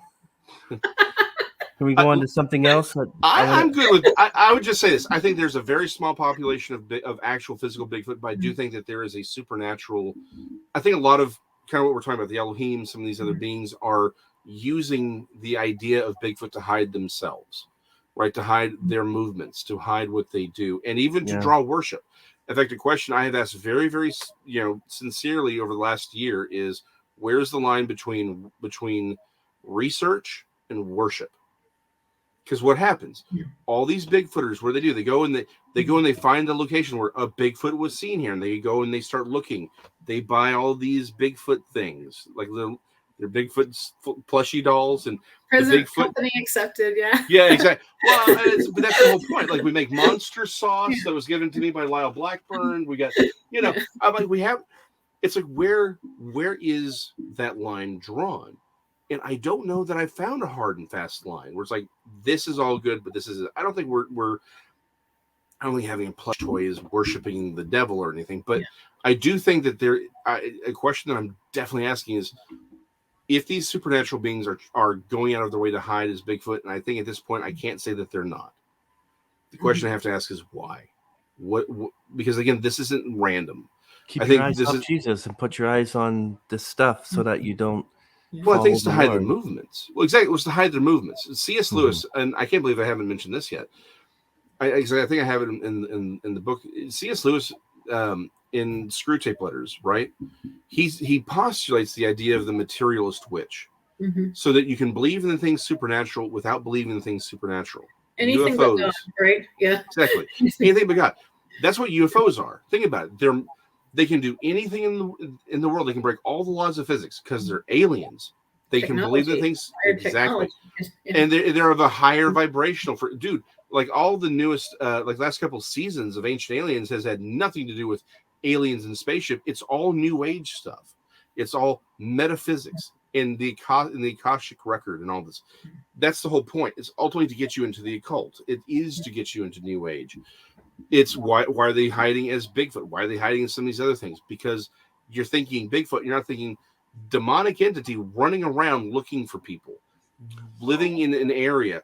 Why are people why do they hang around the same areas? Well, because that's where they were worshipped, right? I mean, so is there a physical Bigfoot? I have no doubt that there's a physical Bigfoot. I think it's a very, very small population of, maybe they're apes, maybe there's something else. I don't know, but they're there. I also know there's a lot of this other stuff going around, and it's real happy to be called Bigfoot for now, because it keeps people from recognizing what they really are.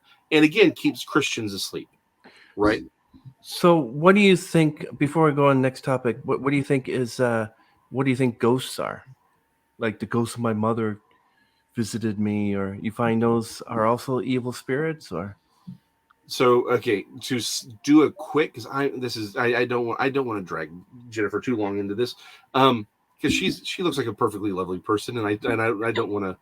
So here's, I think there are basically, hauntings fall into one of two different categories. I do think a lot of it is EM fields that people are just, they think that things are happening. Like, again, I think a lot of paranormal. Ian field. EM field, electromagnetic fields, like a lot of haunted houses are like the haunting feeling is that a lot of breaker boxes won't be wired properly, and they create there's a large machine nearby, and it gives people that creepy feeling. And the EM field builds up, and the thing is, the human brain is very, very susceptible to EM fields. So I think a lot of that actually exists in nature as well. We've seen it, where you'll just be walking around and you'll have a weird spike. Everyone's like, "Oh, it must be a ghost." I'm like, our Earth is a giant magnet, right? Like, you recognize that. That's why we have lightning strikes. It's the electrostatic connections. Like, it's this. Like, I do think a lot of that is tied up in some of this, but I think there's two kinds of true hauntings. I think there's residual haunting, which is essentially something occurs in an area and that these are what are called unintelligent hauntings, where it's this, you see somebody doing the same thing over and over and over again, right? People at Gettysburg, you see soldiers doing Pickett's charge and stuff like that. I think it's imprint. It's sort of like what it's like writing a letter. Yeah, it's entirely possible. Again, not to get off into temporal mechanics that I don't even want to talk about. It's entirely possible that we only perceive time a particular way. That certain events, I think of it as like writing a letter on a notepad, right? Mm-hmm. You can tear off the actual letter, but if you were to take a piece of a pencil, you can read it. I think what we're seeing is this in this imprint on it. How it works, I don't know, but I think that's what we're seeing with that. And again, it can be, I don't know what causes it, why it happens, above my pay grade. But I think that when we see the same thing, it's like there's a woman in white and she stands here and she walks over here and it happens all the time. That sounds to me like it's an impression of something that we're somehow perceiving it. Maybe because we're supernatural beings, right? Maybe because time actually is happening all simultaneously, but we perceive it as a because of our perspective. I don't know. That's not my thing, but I think that's what's happening. A lot of those things. The intelligent hauntings, though, I think those are absolutely just demonic spirits, and they're hiding themselves as other things so that we don't recognize them for what they are, so that the victim falls prey to what they are, right? That's the whole point. The victim is, again, we often think that these things are just doing things randomly. I think there's always an intelligence behind it. There's an agenda. Once you realize that, because think about it, when you're dealing with a con man, once you understand he's trying to con you, everything he does makes more sense. You're like, he's not actually doing this because of this. He's doing this to get my trust, or he's doing this to distract me, right? Ghosts, UFOs, I think all of this is one big distraction so that we don't recognize the plain truth. We are supernatural beings in flesh bodies living in a world that is also inhabited by supernatural beings that was all created by a much greater supernatural being, and that supernatural being wants to have a relationship with us. But if you block off the idea that there's supernatural beings and everything's physical, everything's mechanics, it's just meat and pulleys and levers, then there is no higher supernatural being. Once you realize, hold on, if angels and demons are real, then that must mean God's real. And they don't want that line of thinking. Exactly. Right? So and they also don't want the church being like, oh, wait, we have a responsibility to be the kingdom of God on earth. And that also means getting rid of these things and doing our jobs appropriately. We need to do that. They also don't want the church thinking that way. So what do you think of this? I'd like to ask you for this part. It's called the National Park Disappearances. I don't know if you're familiar with David Plourides. Pallades, yes. Pallades? I haven't met him yet. He's He used on to my be list. a cop, but there's 84 million acres of preserved woods, desert, mountains, and wilderness in the last 100 years. Hikers, people have suddenly disappeared, and they look for them, and they find that where they were and 200 feet above the mountain, their remains are found, thinking that maybe it's one of your Terratorns or maybe a Bigfoot or something that they're not telling you is hiding in these national forests.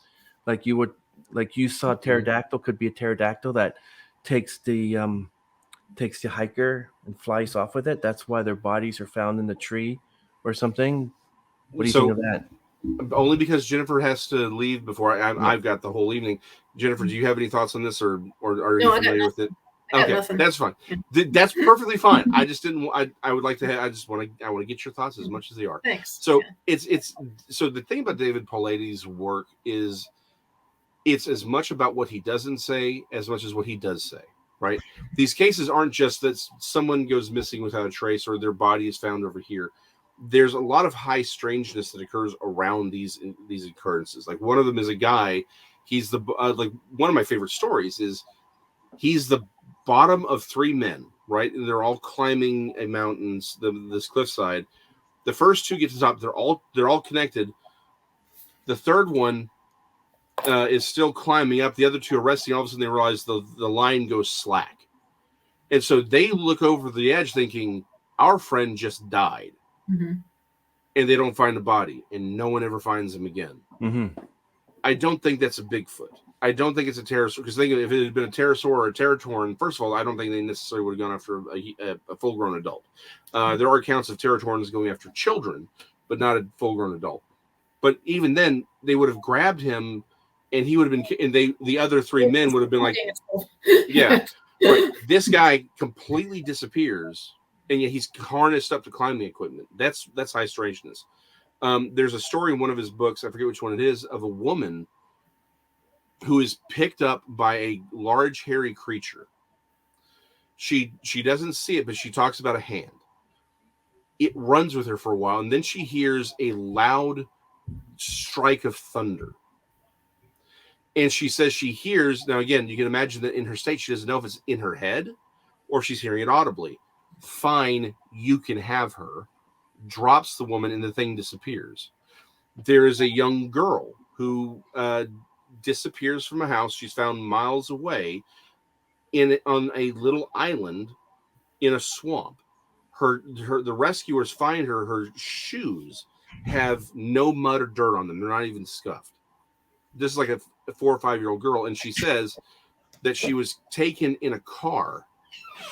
Hi, kiddo. She was taken in a car ride and dropped there. Right? I mean, these stories get very, very odd. There's now the problem is those are the ones who are alive. There are people who were found dead, even children found dead. One of them that stands out to me is it was a young girl and her dog go missing. The thing is, a lot of these people are found on the road, or the remains, if they're ever found, are found on roads and in houses that have already been checked. Yeah. And this young girl, her body was found in a closet with her dog in a house that had already been checked. And when they found her remains and the dog, the dog had not urinated or defecated in that closet. So we got a problem. Because everyone said, "Oh, she must have died there." Well, please explain to me how that poor girl starves to death in that closet, and that dog doesn't defecate or pee at all. Because Wow. we're talking about, she would have to have been there because I think it was like day 3 or 4 or 5 that they found her body. It's like she would have had to have been in there for days. And again, the house had already been checked. And the dog was alive. Why, when they came in, did the dog not bark? This is a small dog. I have a small dog. They bark at everything. Wow. It makes their lives complete to bark. So there is so much high strangeness around the missing 411 phenomena. I think it's very, very clear. This is not, whatever is going on with these disappearances. It's not a random Bigfoot or something or some random, natural cryptid taking people. It is something. Now, I'm not saying that there isn't some aspect of it, but what I think is very, very clear is that there's too much high strangeness for it to be just that. There's something much, much bigger going on here. Something much more dark. Again, I don't like most conspiracies because they require what I call hypercompetence, or I call it the Michael Bay theory, where if you saw the original Transformers movie, there's this scene where the soldiers, who are survivors of Blackout's attack, are being chased across into this village by Scorponok. Yes, I do know the names. And they're fending themselves off. One of the soldiers borrows a cell phone from one of these villagers in the Middle East, makes a collect call to the Pentagon, and they order a strike that kills Scorponok and saves the crew from some C1 Galaxy that's already in the air. You mean they don't kill a random family in their van? Yeah, I know. That's how you know it's a fantasy. Yeah. But it's like, for that to happen requires everyone in this chain of events has to be hyper competent at their job. Yeah. I'm sorry. I can't even get a burger order right at McDonald's, and you're telling me that the government of all people, like I know too many people who have been soldiers and are currently soldiers in numerous fields that say that the government's going to have that kind of efficiency. Mm-hmm. So I don't do big conspiracies, but The Pallades 411 does indicate that there is that the government on many levels is aware of a lot of this high strangeness. They downplay it. Holy Now, hell. it's not hard to downplay it because I think a lot of it is sociological. Why do people not talk about the pterosaurs they saw, or the Bigfoot that they saw, or the living dinosaur they saw, or the giant wolf thing? Like, people don't talk about it because it's not socially acceptable. That's enough. Again, they don't want to be the crazy dude at the art desk talking about it on a podcast. Until they discovered that the North Ark is actually on the top of Mount Ararat. Then they have to believe Genesis, right? Well, it's again the London Hammer. If everything else was fake, the London Hammer is prima facie evidence that we are not being told the true story. And I think that my big thing is, I think cryptids are the physical, natural cryptids are just, they're proof that the story in Genesis is true. The flood did occur. The supernatural, the paranormal stuff, the high strange stuff shows that the Bible is 100% true. It is accurate that we do have Elohim walking around. We do have demons walking around. They have an agenda, and they do respond to the name of Jesus, which only happens if Jesus was telling us the truth. Mm-hmm. All of these things, regardless of what's actually happening on as far as David plays missing 411, and it may be much, way more people. Like, please understand, it is not just there. Those are just, he called them out because they're easily identifiable. All of this is to distract the church and the unsaved. That's all this is. It's window dressing. To Jennifer's point, the pre-flood world was a terrifying place because these creatures did not hide. They wanted people to know what they were. They were worshipped as gods. They were the Titans of old. They were the Anakim. They were there to be worshipped. They're like, I'm here. Bow down, puny mortals, right?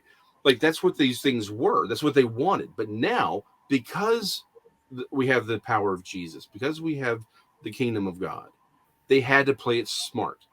They couldn't be aggressive. They had to play the long game. They had to be con men. They had to hide. So I think the problem is all the things that we saw in the pre-flood world, baby doll, that's all what's happening right now. It's all the same. It's just, it's been repainted. Talking about Transformers, I swear I have a point here. I grew up in the age of the original Transformers, right? Optimus Prime, Megatron. Oh, I had all of them. I did not have Optimus Prime or Megatron, actually, and that really bothered me. But I had the Dinobots. Anyway, if you go back and you look, it becomes very, very clear that a lot of the different characters were actually the same doll, painted different colors, right? It's called a repaint, right? Stars. There was like 3 different Star Screams, right?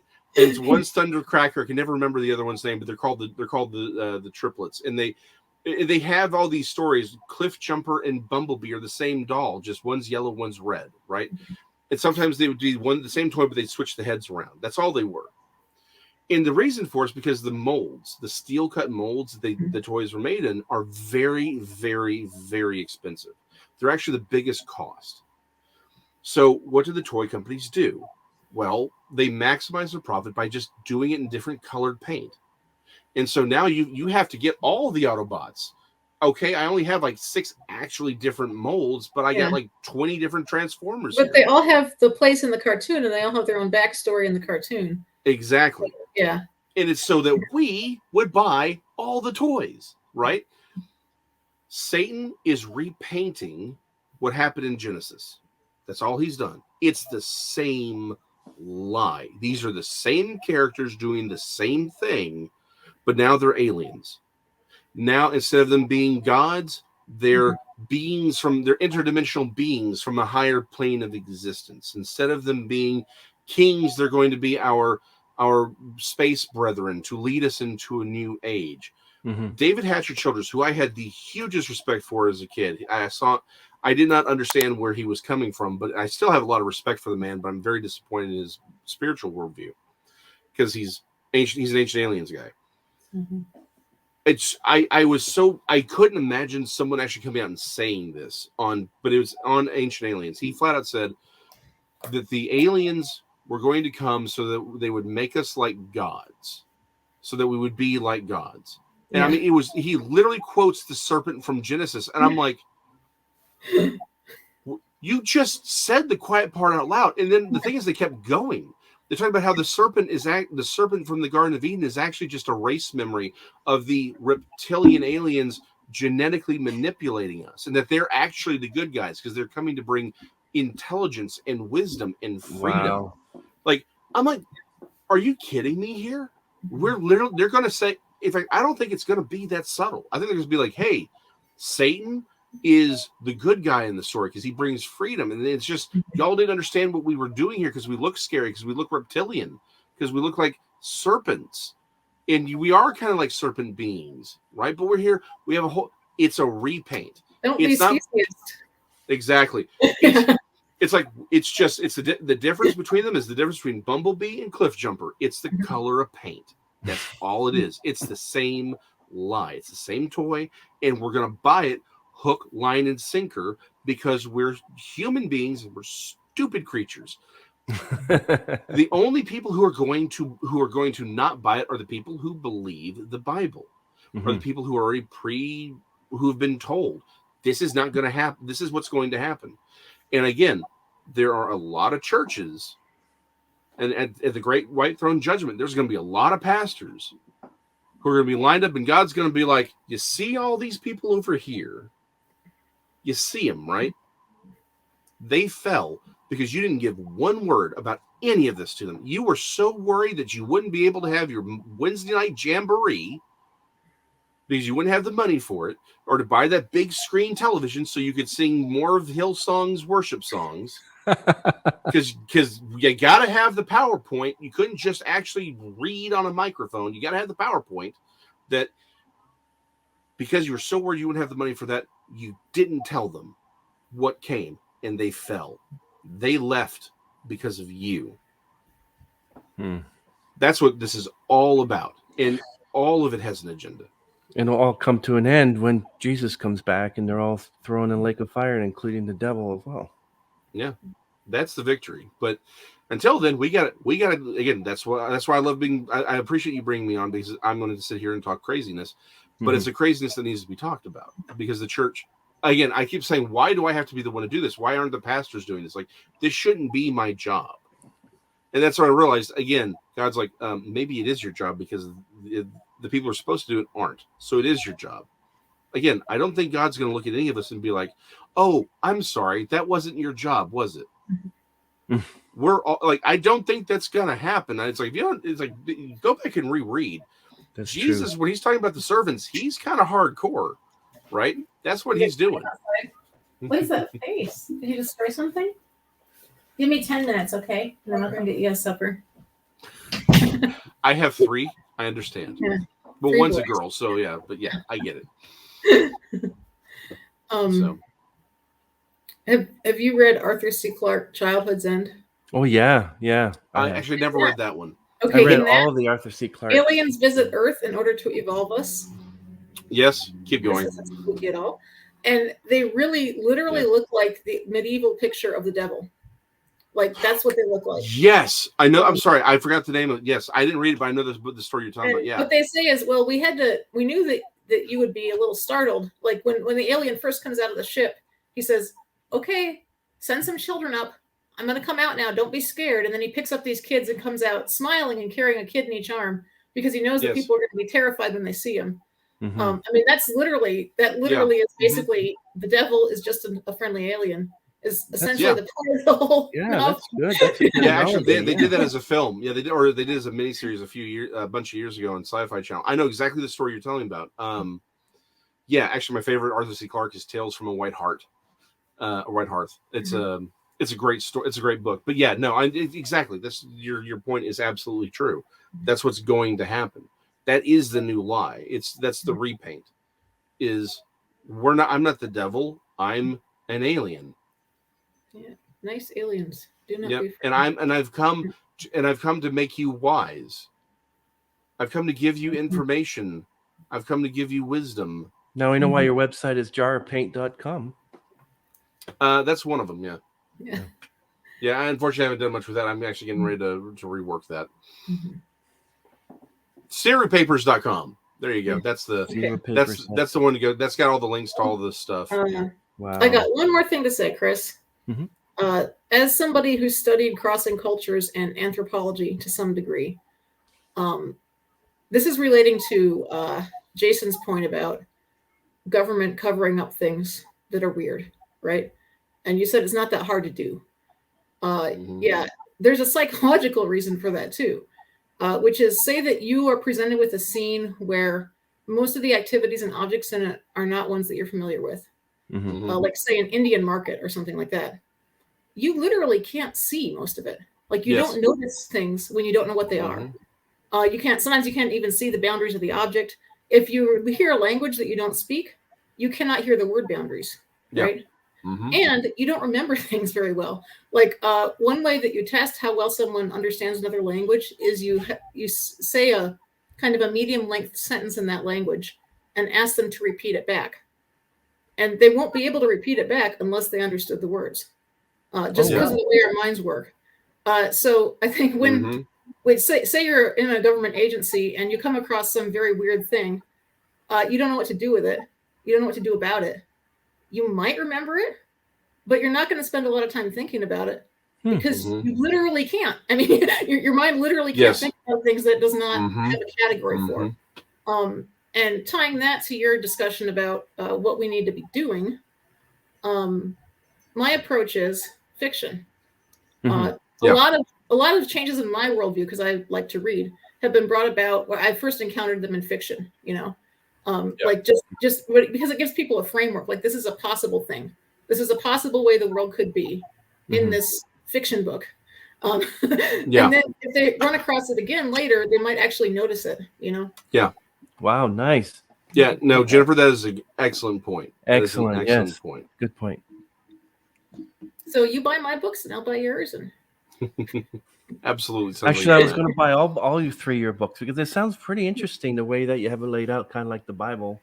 I'm just glad to get both of you on the same because I know that you and I were talking about Bigfoot earlier with the stream with Rich for 15 minutes. And then when I found out that Jason is actually a proponent of the whole thing, I thought it'd be appropriate to have both of you on because you know something about Bigfoot, you know something about Bigfoot, and then you were actually able to, chat. Like, this is great. You actually interact with Jason and stuff, so that's a good thing. I like that. Yeah, sounds like we're spirits. Exactly. Jennifer, I know you got to go off. Go do what you got to do. I Thank you, understand Jen. the whole parent thing. Blessings, It was a you pleasure guys. meeting Thank you for this, Thank you. Chris. You're very welcome. Goodbye. Bye, Jen.